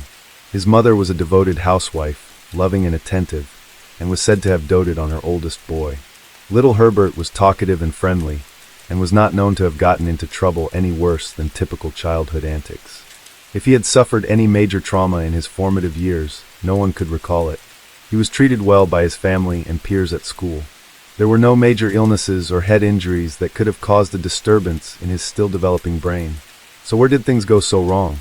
Things began to take a weird turn for the younger Herbert around the time he began puberty. Though never a popular child, he still maintained a small circle of close friends. One thing they all seemed to appreciate about the boy was his sense of humor, which was already dark and sometimes irreverent. No one suspected anything was amiss when Herbert's jokes grew more and more disturbing. The truth was that his jokes were no longer just jokes. He was rapidly developing an interest in morbid topics such as death and violence, and it would not be long before he sought to indulge his curiosity. One thing that especially fascinated him was dead animals, particularly roadkill. On one occasion, he happened upon the corpse of a small crow. He waved away a swarm of flies that had gathered over it, and then bent over to pick up the animal, its fragile body stiff with rigor mortis. It exuded a pungent smell that lingered sweetly on his mind. He wondered how long it had been lying there, a treasure ignored by the rest of the world. It was a stench that hypnotized him and made him want to get it all inside him. Herbert brought the carcass up to his face, so that the feathers were close enough to brush against his trembling lips. In that moment, he loved the dead bird so much he wanted to destroy it, feel the crush of its hollow little bones against the might of his fingers. The black feathers would come away. He would rip them off if they did not, and he would take them home to savor this memory whenever he wanted. But as he pressed his thumbs into the bird's flesh, he felt something unexpected. There was writhing just beneath the skin that seemed to grow more frantic the longer he held on. Maggots were wriggling about, more than he could count. Herbert took one and pinched it between his fingers, feeling a subtle pop. He rubbed the white mush and focused on the swarm inside the body. Tightening his grip on the carcass exposed even more of them, and they fell all over him, landing on his sleeves and pant legs. It was an exciting moment unlike anything he had ever known or thought he could know. His breath caught in his throat, and his blood was running hot.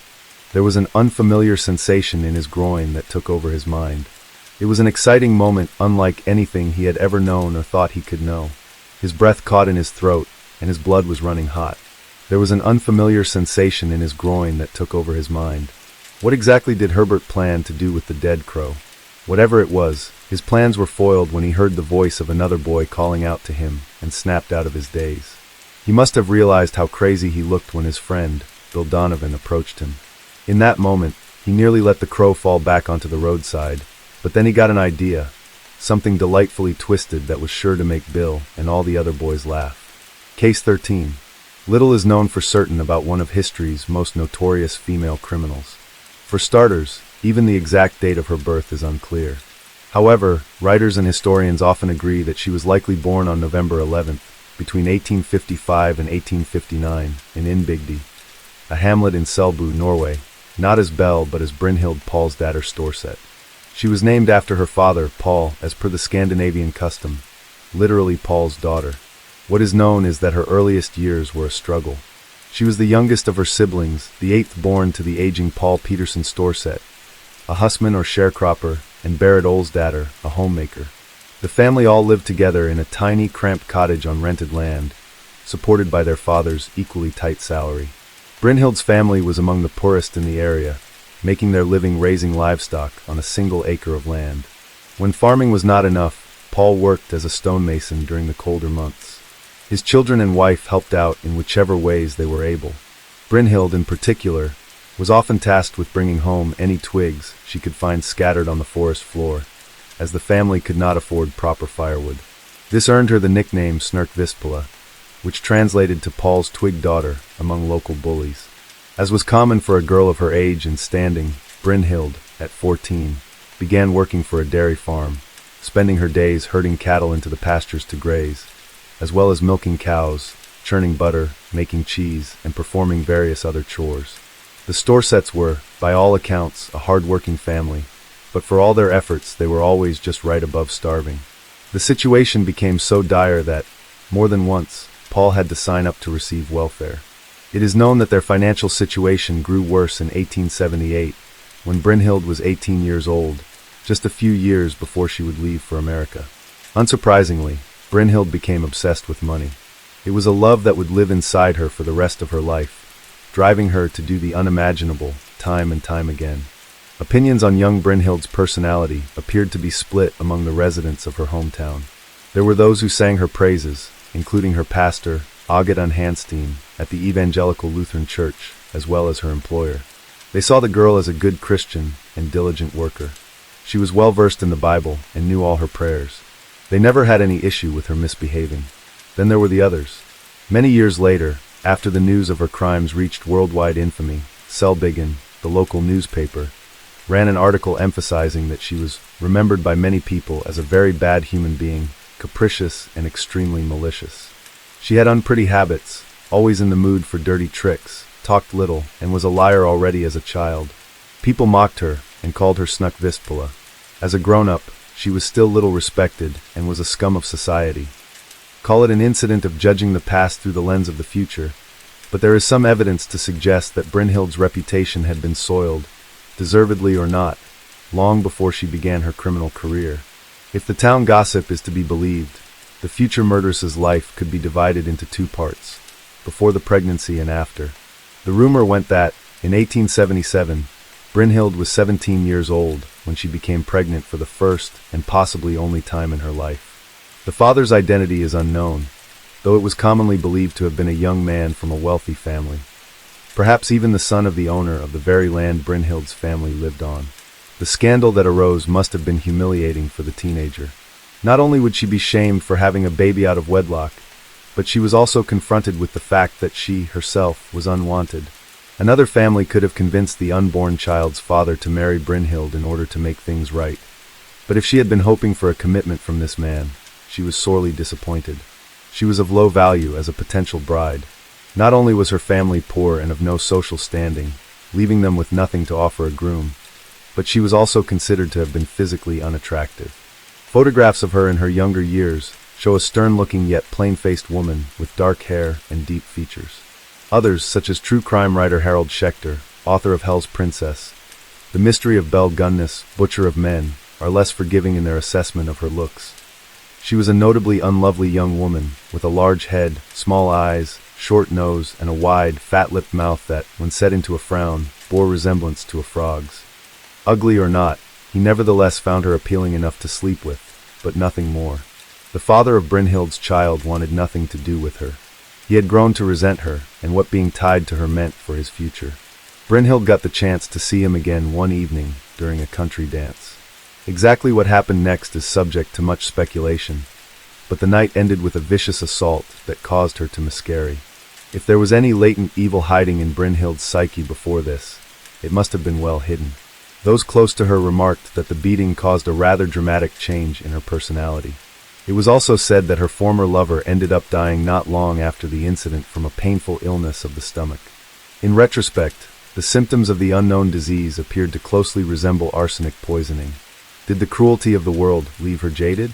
One must wonder if she became a different person, or if she simply decided to reveal her true self. Either way, the diligent, hard-working Brynhild that her family knew was dead, and in her place now was a deeply wicked woman. Case 14.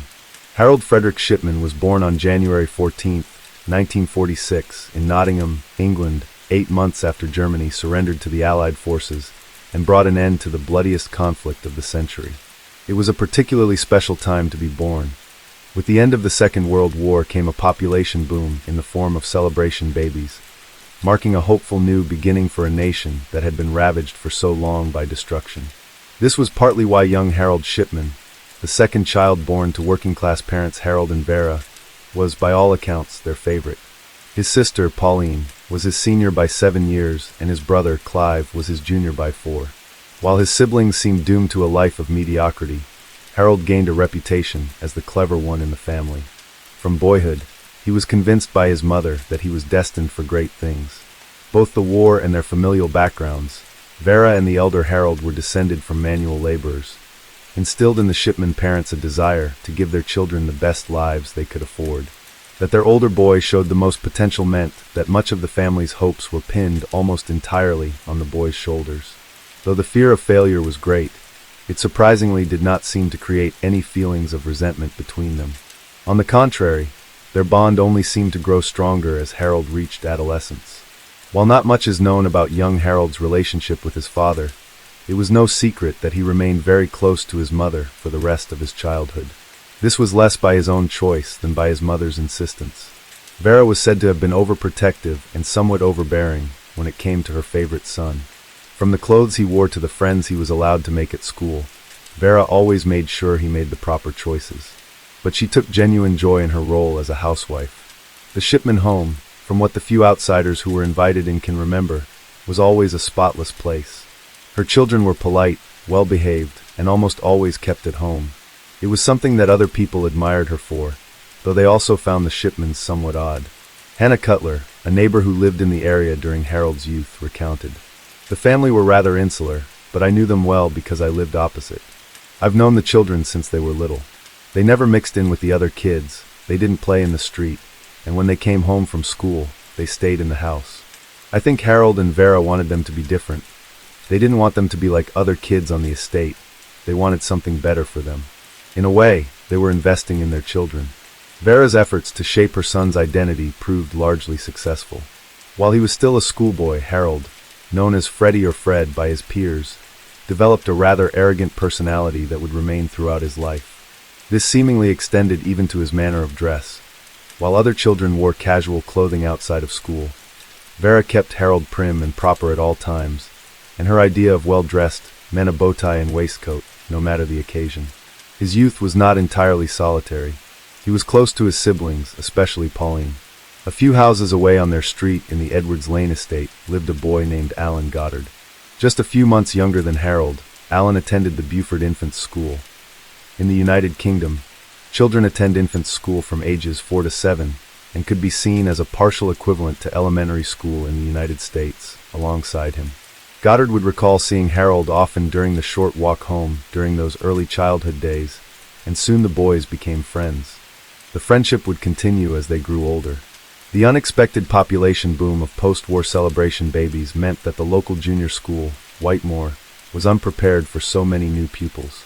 As a result, the boys stayed at Beaufort for an additional year before they were allowed to take double-decker buses to and from Whitemoor. A first taste of independence for young Fred. He was said to have been a good, though not spectacular, student. Little of note happened during most of his time at Whitemoor aside from a struggle with left-handedness, something which, in those days, was seen as a malady to be fixed, which had a profoundly negative effect on the psyches of left-handed children. He did, however, discover a passion for sports, namely stoolball, a local sport similar to cricket and baseball. It was on the field that a more outgoing, though aggressive, side of his personality broke loose. He studied hard and got good grades.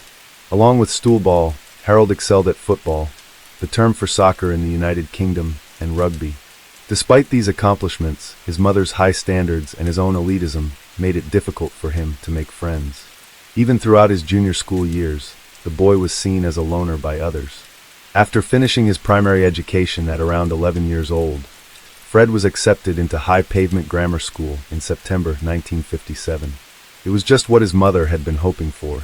Founded near the end of the 16th century, High Pavement was a prestigious, all-boys school considered to be the best in the area. Unfortunately, his time there was not what he and his family had been expecting. While he had been considered an exceptional student before, the other boys at this new school were also some of the best in their class. For the first time in his life, Harold was not special, and the feeling of being lost within a crowd made him deeply unhappy. When one thinks of a serial killer's life, one might typically assume that they must have suffered a great deal of emotional trauma to become someone capable of the most depraved acts. This is not a baseless assumption. Countless true crime books and documentaries are filled with stories of killers who endured unimaginable suffering and abuse in their early lives. Also common are childhood injuries to the brain and family histories of mental illness. Harold Shipman, however, experienced none of these and, by all accounts, had a happy childhood. However, things would take an unfortunate turn when he was around 17 years old. At this time, his beloved mother fell ill and was diagnosed with terminal lung cancer. Fred watched the once vibrant woman rapidly become a shell of her former self. With his father and sister at work and Clive at school, he readily became her caretaker. Vera's illness pulled the two to grow closer, as the already solitary teenager took it upon himself to come home from school straight away each day in order to be by her side. These afternoons spent drinking tea and waiting for the doctor were as much a comfort to him as they were to Vera, though the memory of them would always be tainted by tragedy. Hospice care was much less common in that era, which meant that Vera would remain at home, confined to her bed till the end. Her condition continued to deteriorate, and she grew weak and emaciated. Soon, little else could be done for her aside from easing her suffering. The only thing that could allay her unending pain was morphine, which Harold watched get administered to his mother via injection whenever the family's doctor made house calls. This act fascinated the teenager. One moment, his mother was ailing, and the next, she was her old self again. The fact that the opiate was so fast-acting was not lost on him either.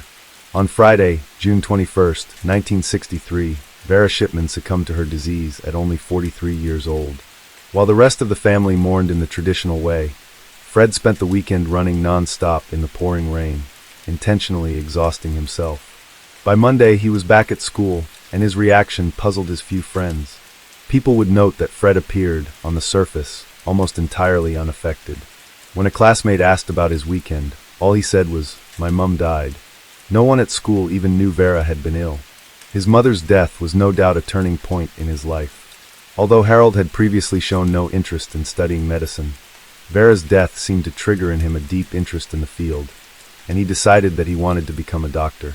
It would be a long and difficult road to take, but it would be worth it if he could do for others what the family doctor had done for his mother. There were other reasons too, but those were far less noble. Case 15. Chelsea Poorman was a member of the Kawakatus First Nation and was born in 1995 in Regina, Saskatchewan. Chelsea was the middle child of two other sisters. She had a difficult childhood, and she and her sisters were put into foster care while her mother, Sheila Poorman, battled cancer and addictions. After her mother regained her health, the sisters were allowed to return to their mother, where she raised them during their teenage years. Chelsea was known as a kind soul who went out of her way to help others, and would often bring hot coffee to people living on the streets during the winter. She had big dreams and loved animals, cared for the environment, and was interested in fashion design and cosmetology. In 2014, Chelsea graduated from Saskatoon's Bishop Murray High School and was even given a Perseverance Award by teachers for overcoming tough obstacles in order to finish grade 12. Just a few months after graduating high school, Chelsea was leaving a friend's house and, while walking home, was struck by a large truck. The accident caused a brain injury that left her mentally a few years younger than her actual age. She also suffered a fractured skull, a permanently disabled arm, and two badly broken legs in which doctors inserted metal rods and were unsure if she would even walk again. Chelsea's mother remembered her remaining positive throughout the experience, and with determination she learned to walk again with a brace on one leg and a shoe with a lift on the other. In 2020, Chelsea moved from Regina to Vancouver for a fresh start, to be closer to family, and have better access to mental health facilities. Months after moving, things were starting to look up, and Chelsea's sister remembered admiring her sister's continual efforts to grow and get better. On Sunday, September 6, 2020, during a long Labor Day weekend, the sisters decided to go out and have dinner together at Gastown's Alibi Room in downtown Vancouver. The two then headed to the Belmont Hotel at Nelson and Granville Streets. The sisters then took a 20-minute walk to Paige's friend's party at a house on Davie and Granville. Chelsea would eventually leave the party intoxicated after getting into a small argument with her sister, not telling her where she was going. At 12:57 a.m. Paige was able to reach Chelsea, who texted her that she had met a new bae, whom she was meeting. There was no activity from her phone after that message, and she was never heard from again. She was reported missing by her family on September 8th. Chelsea's mother has stated several times that she did not trust the way the case was handled by the Vancouver Police Department, VPD, from the beginning. It took them 10 days to issue a public notice about Chelsea's disappearance after she had filed the first missing persons report and notified them of Chelsea's physical and mental disabilities. 2 months after the initial report was filed, an officer told Sheila the case was now being transferred to the VPD Homicide Unit because they had more resources to investigate, and they had determined that Chelsea was vulnerable. Feeling unsupported and helpless during this entire investigation, the family took it upon themselves to print and post flyers around town, organize rallies, and raise money for a $10,000 reward.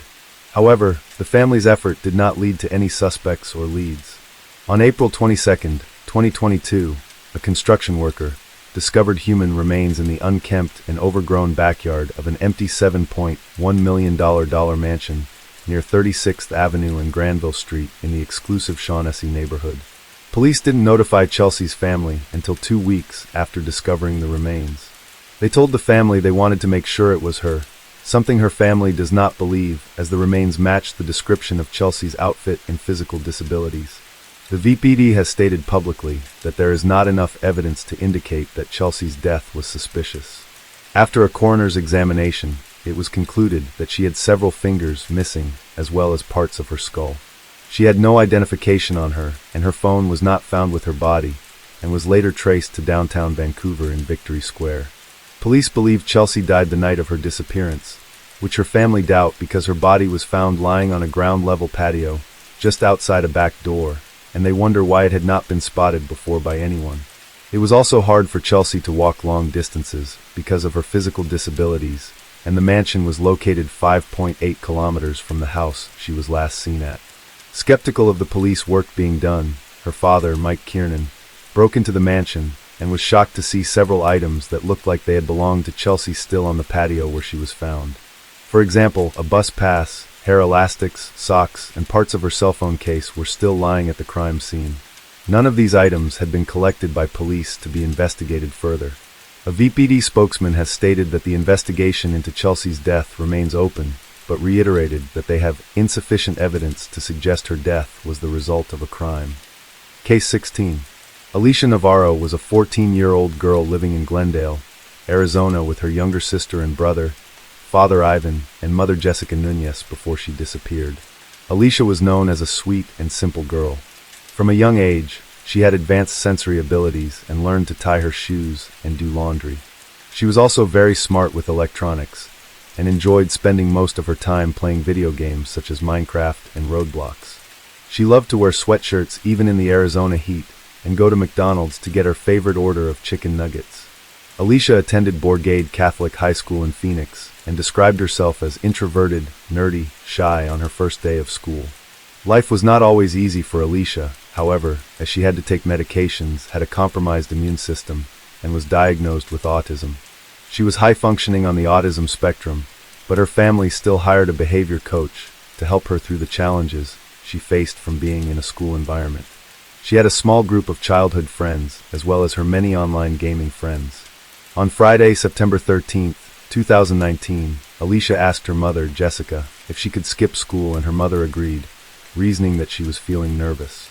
Alicia spent most of that day in her room. On Saturday, she spent the day with her mother, getting her eyebrows threaded and visiting a chocolate factory. Jessica remembered her daughter as being very happy that day. On Sunday night, September 15th, at approximately 1 a.m., Jessica was waiting for her husband, Ivan, to get off work when Alicia walked downstairs to get a glass of water.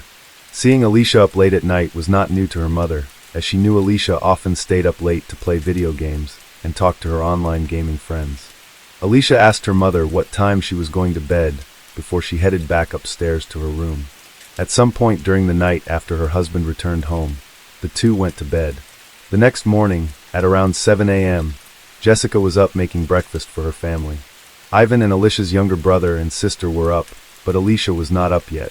While putting together the food, Jessica noticed that the back door to the house was slightly ajar.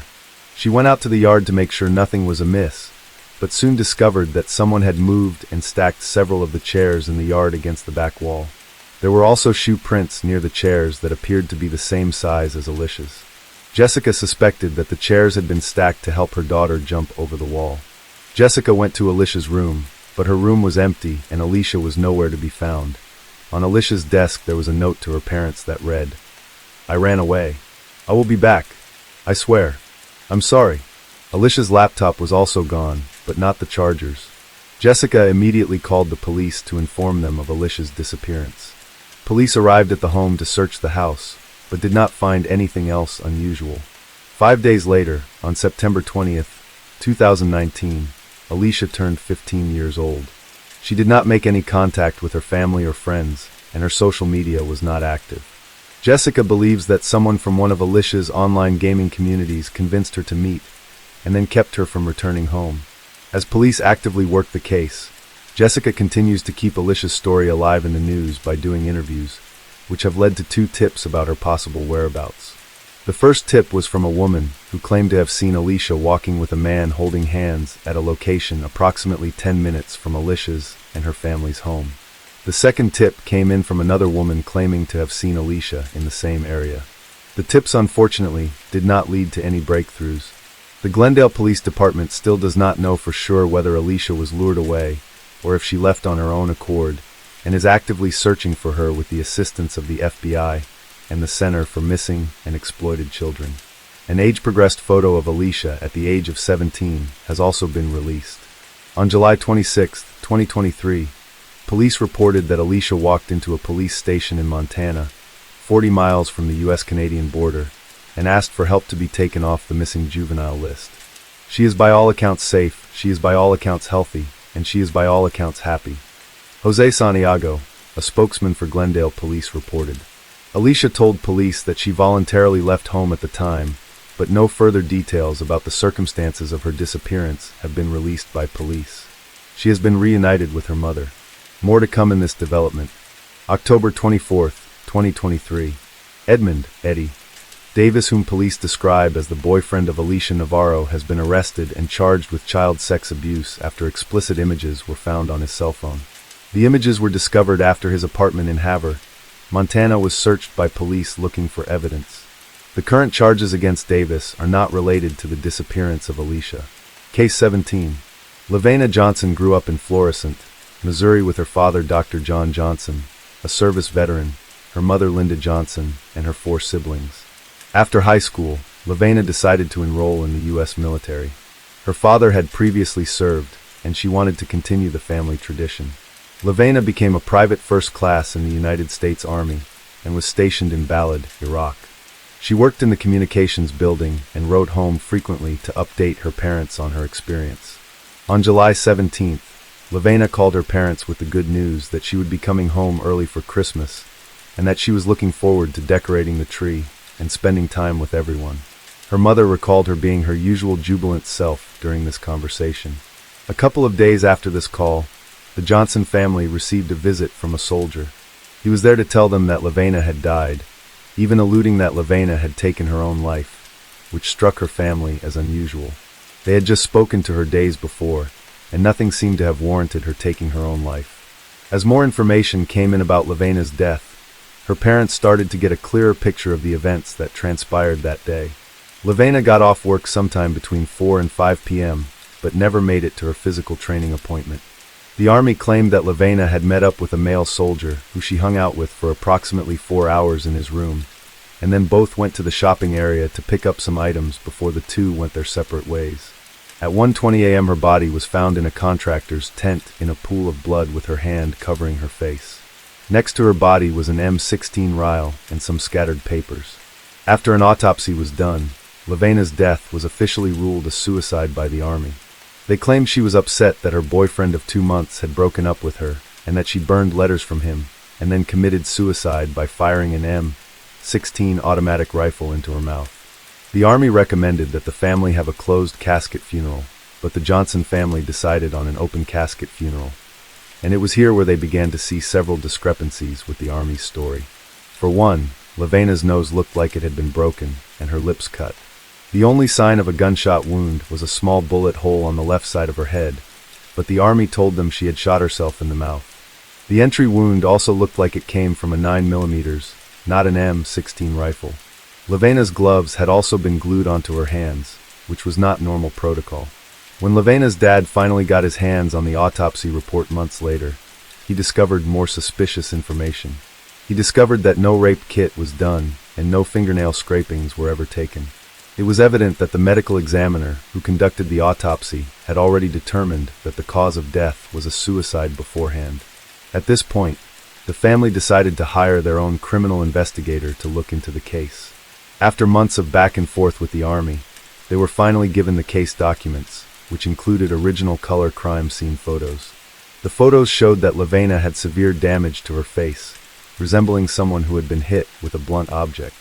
Her nose was broken, she had a black eye and loose teeth, and some type of corrosive liquid had been poured into her genitals, most likely to destroy any DNA evidence. The gunshot wound was also inconsistent with suicide.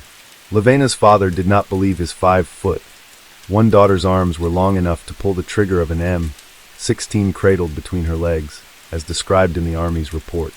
The Army said they did not do a rape kit because it did not look like there was any evidence of a struggle. Even though there was no suicide note, no recovered bullet, no significant gunshot residue on her hands, and a trail of blood found outside the tent. The Army claimed that she was depressed and unstable days before her death and that her death was a suicide and closed the case. Levena's father, John Johnson, believes his daughter was assaulted and killed, and her crime scene was staged to look like a suicide to cover up for somebody on that base with high rank or prestige. The Johnsons are not the only ones fighting this uphill battle. Several families have lost daughters in the military to mysterious deaths and suicides. In many cases, they are left with unanswered questions, unrealistic conclusions, and a lifelong fight for the truth from the military. Below you can find some ways to help and resources to dig deeper into Levena's case and other instances of military injustice. Case 18. On February 13, 2000, Asha Jakia Degree was 9 years old and lived with her father Howard, mother Aquila, and her brother O'Brien, 10 years old, in Shelby, North Carolina. Asha and her brother's life were centered around their extended family, church, and school. On that day, there was a car crash near the Degree house that caused the power in the neighborhood to go out.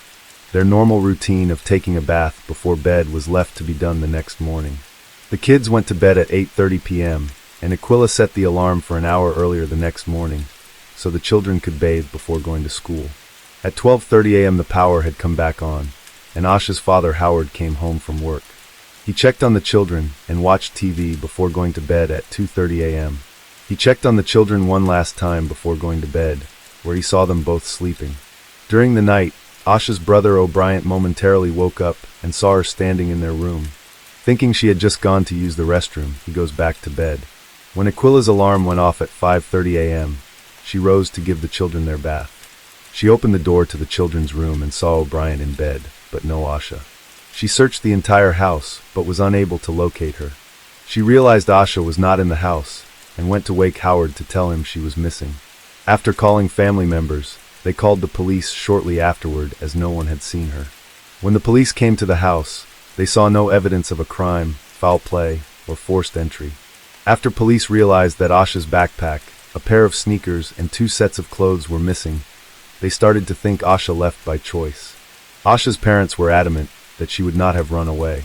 Her home life was stable, and she was a shy girl, terrified of the dark, storms, and dogs, and there was a storm the night she went missing.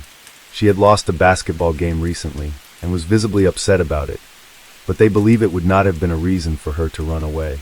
After police made her disappearance public, sightings of her started to come in. Between 3:45 and 4:15 a.m. a truck driver and a motorist claimed to have seen a young girl walking south along Highway 18 in the direction of town. The girl was wearing a long-sleeved white t-shirt and white pants, which police confirmed were missing from Asha's closet. Unfortunately, at the time of seeing her, they did not call the police to report it until seeing a TV segment about her later. The motorist claimed when he saw her, he turned his car around to ask if she needed any help, but she became frightened when he approached her, and she ran off into some trees by the side of the road. Another lead came in on February 15th. In a shed along the highway that belonged to a business, a woman told police she found a Mickey Mouse hair bow, a green marker, and a pencil inside the shed. Police searched the shed and found candy wrappers that were confirmed to be the same kind that Asha had gotten the weekend before, in a basketball tournament. Unfortunately, police were unable to do much with the lead, and it wasn't until 18 months later that another one came in. On August 3, 2001, 26 miles from her house, and in a different direction than the one she was seen walking in the night of her disappearance, a contractor found a black trash bag that had been buried on his property. He opened the bag only to see another black trash bag, and when he opened the second one, he found a child's backpack with Asha's name and telephone number written on it. Police searched the property, but were unable to find anything else significant. They did find a pair of men's khaki pants, but no public information was ever released from the DNA testing of them. After Asha's backpack was discovered, police officially made an announcement that they believed foul play was a factor in Asha's disappearance. In May of 2016, a new tip came in where a witness saw Asha getting into a dark green 1975 Ford Thunderbird or a 1973 Lincoln Continental Mark for along Highway 18 the night she went missing. In October 2018, police made a new plea for information regarding two items: a Dr. Seuss book McElligot's Pool, which was borrowed from the Falston Middle School library in early 2000, and a new Kids on the Block concert t-shirt. Both items were mentioned as critical to solving the case. New details surrounding this case were discovered this month when a series of search warrants were made public on September 16, 2024. In the search warrant, a Charlotte area family, known as the Deadman family, was identified as having a potential connection with Asha's disappearance. The family had lived in Cleveland country during the time Asha went missing. Their daughter's DNA was allegedly found on some of Asha's belongings, which led police to the family. Multiple properties were searched, including two houses owned by the father Roy Deadman. One of the Deadman family residences is located approximately 3.7 miles from where Asha was last seen. Among the confiscated items were computers, clothing, cameras, SD cards, and a smartwatch.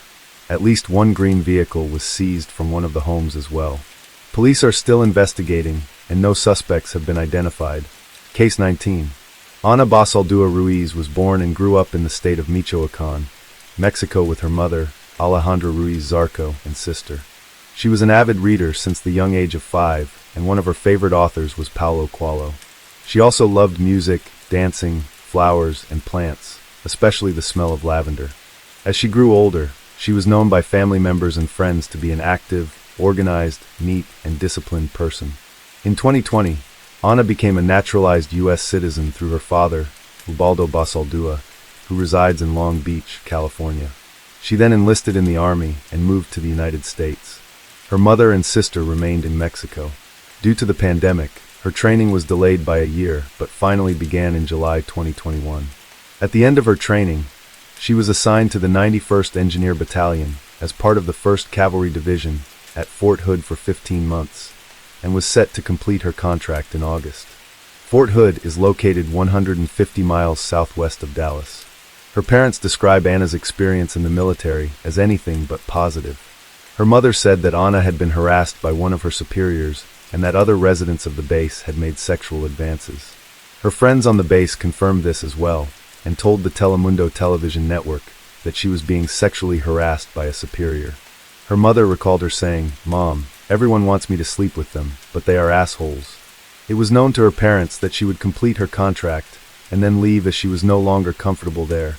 On Saturday, March 11, 2023, Ana's father Ubaldo talked to Ana, who, he said, felt bad, frustrated, and tired. She has also recently expressed to him that she was no longer comfortable, that her whole life was wrong, that she wanted to die. The next day he texted Ana, but never received any response. On Monday, March 13th, he continued to send her messages, but now they went undelivered. He went to check her satellite location, which appeared to pin her at a park on base. That morning, military officials showed up at Ubaldo's work and informed him that Ana had been found dead in a maintenance bay on base. They suggested it was a suicide. To him, this was inconceivable, even in her current state. Ana's mother has also expressed doubt about the claims of the military that her daughter died by suicide. On March 17th, the military investigators at Fort Hood have stated that no foul play was suspected in Ana's death. However, the Army Criminal Investigation Division, CD, and the chain of command are actively investigating the facts and circumstances surrounding her death. Both Ubaldo and Alejandra have complained in different interviews about the lack of information provided to them by the military. Ana's mother has applied for a 3-month humanitarian visa to travel to the United States to await the outcome of the investigation into Ana's death. Unfortunately, Ana's death and reports of harassment are not rare occurrences at Fort Hood. The base has a history of mysterious deaths and rampant sexual harassment.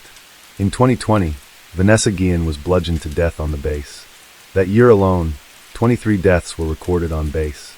The independent Fort Hood Review Committee also found a deficient climate on the base where sexual assaults were significantly underreported due to a lack of confidence and fear of retaliation, especially within enlisted ranks. Case 20. In 2001, Alyssa Turney was 17 years old and a junior in high school, living with her stepsister Sarah and stepfather Michael Turney. Alyssa's mother had passed away, and Michael's 3 older boys were living out of the house. Each sister had a very different relationship with their father. Michael was a cool, laid-back dad with Sarah, but with Alyssa, he was uptight, strict, and monitored her whereabouts. He told Sarah he did this because Alyssa needed more guidance and direction in life. Tensions between Alyssa and her stepfather were always high. May 17, 2001, was the last day of school before summer break, and that day Alyssa's sister Sarah was on an end-of-year retreat at Water World. Michael failed to show up after school to pick Sarah up at 3 p.m. though. Sarah ended up walking to a friend's house to wait for him. Sometime in the evening, her father finally arrived to pick her up and informed her that Alyssa was missing. Sarah used her father's phone to try to contact Alyssa on the way home, but couldn't reach her. At the house, Michael had Sarah check Alyssa's bedroom. There she found the contents of Alyssa's backpack scattered on her bed and her cell phone on top of her dresser. Her cell phone was next to a note which read, "Dad and Sarah, when you dropped me off at school today, I decided I really am going to California. Sarah, you said you really wanted me gone. Now you have it. Dad, I took $300 from you. That's why I saved my money." This was not surprising to Sarah at first, because Alyssa actually did have an aunt in California who she had recently talked about going to live with, as she had not been getting along with their father. That night, Michael, who used to be a police officer himself, called the police department to report Alyssa as a runaway. Police opened a missing persons file, but no investigation or follow-up was done, as Michael claimed she was a runaway and that he knew her location was in California. A week after Alyssa disappeared, Michael told police he received a call from her early in the morning, between 4 to 5 a.m. from Riverside, California. On the call, Alyssa apparently told him she was unhappy with her life, blamed him as the reason she left, and then hung up. Police were never able to verify the call and were unable to obtain a copy of the recording. Michael had a home recording system, but had told the police it was not on at the time of the call because of the early hour.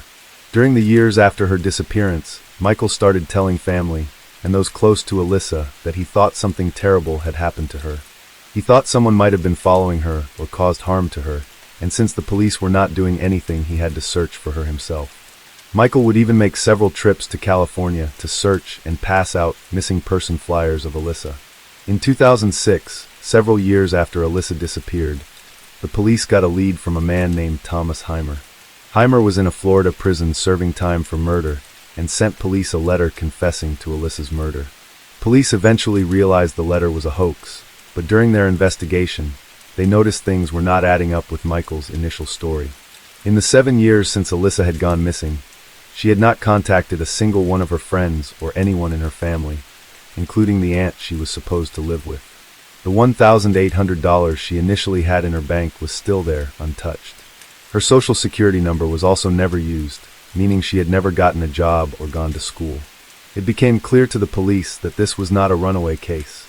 Police learned that the day Alyssa went missing, she was not in school the entire day. Michael had picked her up from school near lunchtime, which was confirmed by her boyfriend John, who said Alyssa had told him she was leaving early but would see him later that evening at an end-of-year party. Many of her friends also claimed that she told them she would see them later that night at the party. Michael's version of the story was that he picked her up to get lunch, and when they arrived home, they got into a fight about house rules, which ended with her storming off to her room and him leaving to run errands. Police also discovered Michael was a very meticulous and paranoid man. He had documented every incoming and outgoing call to the house, and had cameras placed outside of his property. There was even a hidden camera in the vent of the living room. When police asked for the videotapes of the day of Alyssa's disappearance, Michael told them he reviewed them, and there was nothing to see. When they asked for the audio tapes of that day, he told them that unfortunately on that day the recorder had been turned off, so nothing was recorded. At this point, police had enough probable cause to search the house. While doing so, investigators came across 26 homemade pipe bombs and a 90-page manifesto written by Michael. In the manifesto, Michael claimed that Alyssa had run away, but he believed she was followed by 2 men from the electrical union he used to work for. During his time at the electrical union, he was a whistleblower, and he believed that the men took revenge on him by murdering Alyssa. He then avenged her death by killing the 2 men. The men he was referring to were found to have died of natural causes. Police also recovered tons of paperwork and hundreds of hours of audio and videotapes, but were still unable to find anything from the day Alyssa went missing. Letters were found where Alyssa claimed to have been molested by Michael, and parent-child contracts were found, which Alyssa had signed to agree that she had never been sexually assaulted. Friends, her boyfriend, and a teacher later confirmed hearing about these allegations. After interviewing Alyssa's friends, police learned from one friend that Alyssa had confided in him that her father had tried sexually abusing her when she was younger. He had picked her up early one day from school and driven to a secluded area where he attempted to fool around with her. She also told her friend that he got aggressive. Another friend told police that one time Alyssa awoke to her father trying to gag her with a sock. Michael Turney has denied all of these allegations.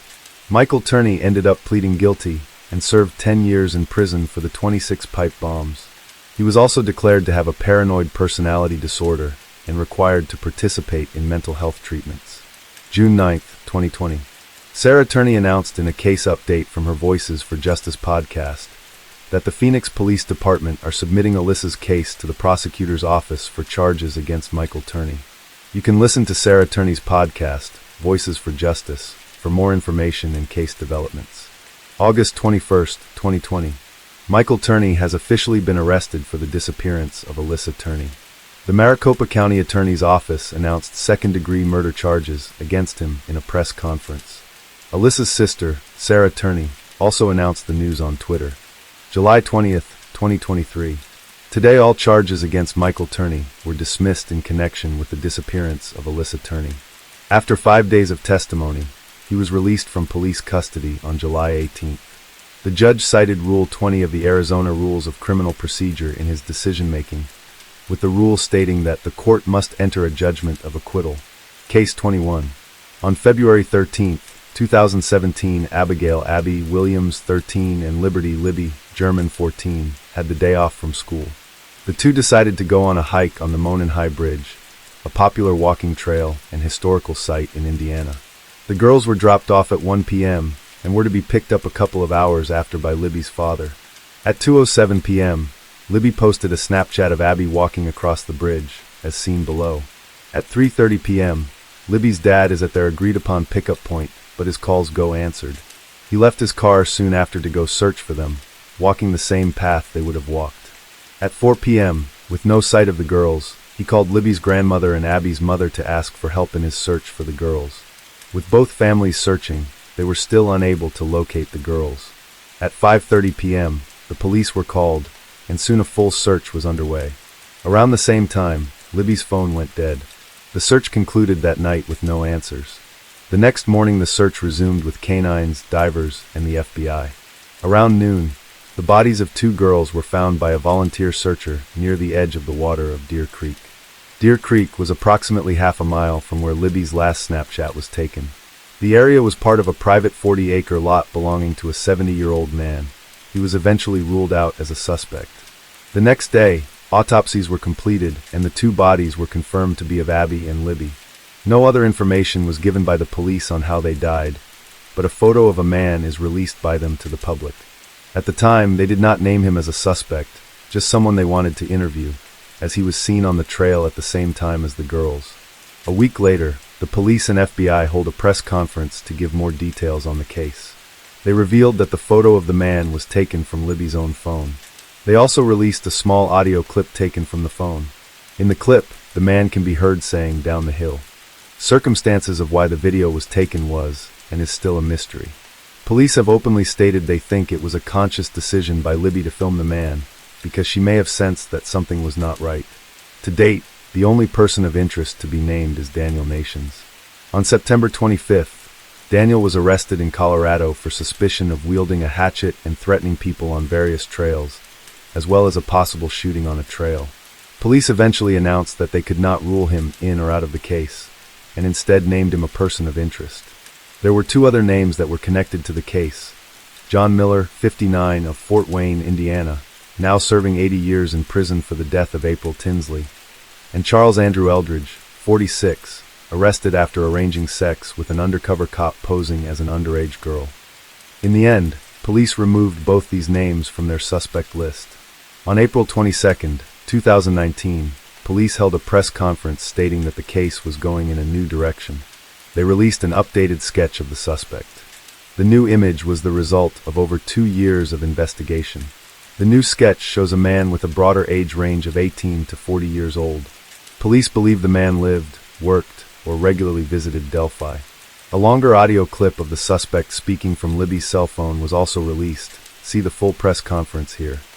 Police also revealed that they are looking for the owner of a vehicle that was abandoned between 12 p.m. and 5 p.m. on February 14, 2017.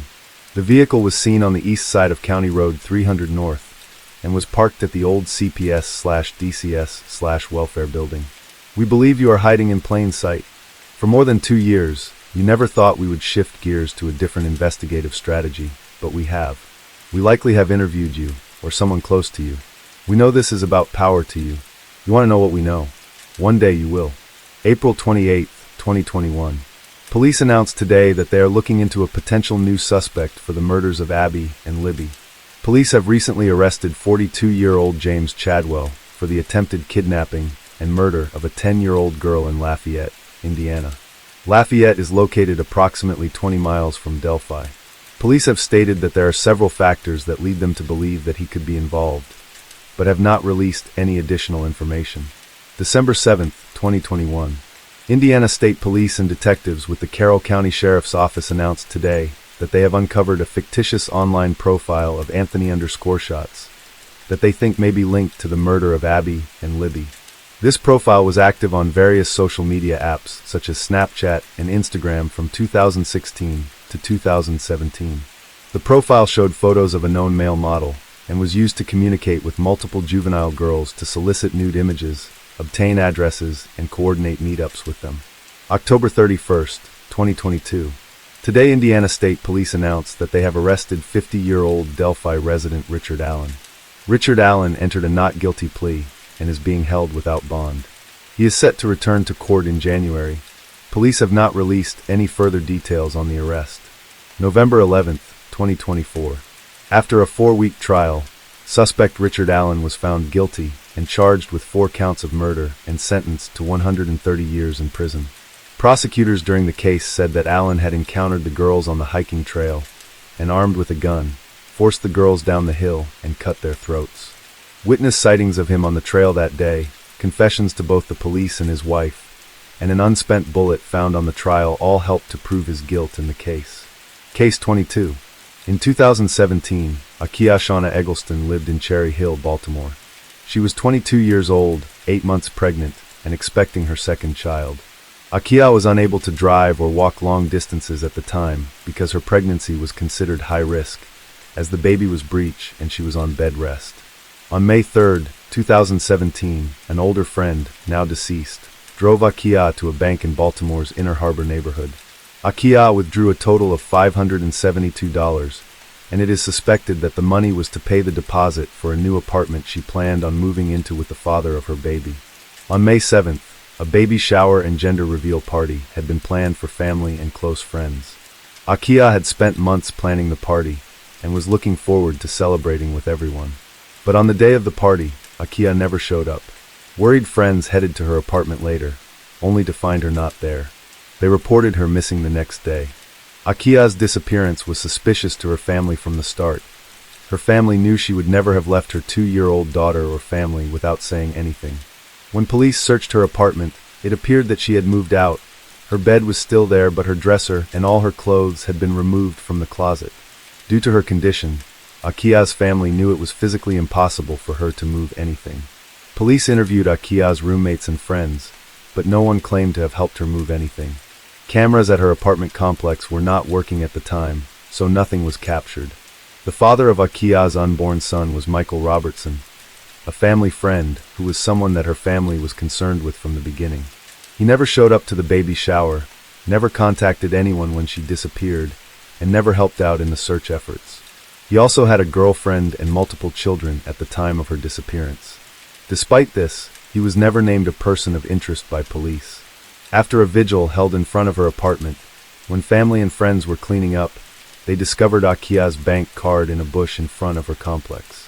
The card looked to be in good condition, and was never discovered by police when they initially searched her apartment, leading friends and family to suspect that it was placed there afterward. For years later, Akia's family is still actively searching for answers.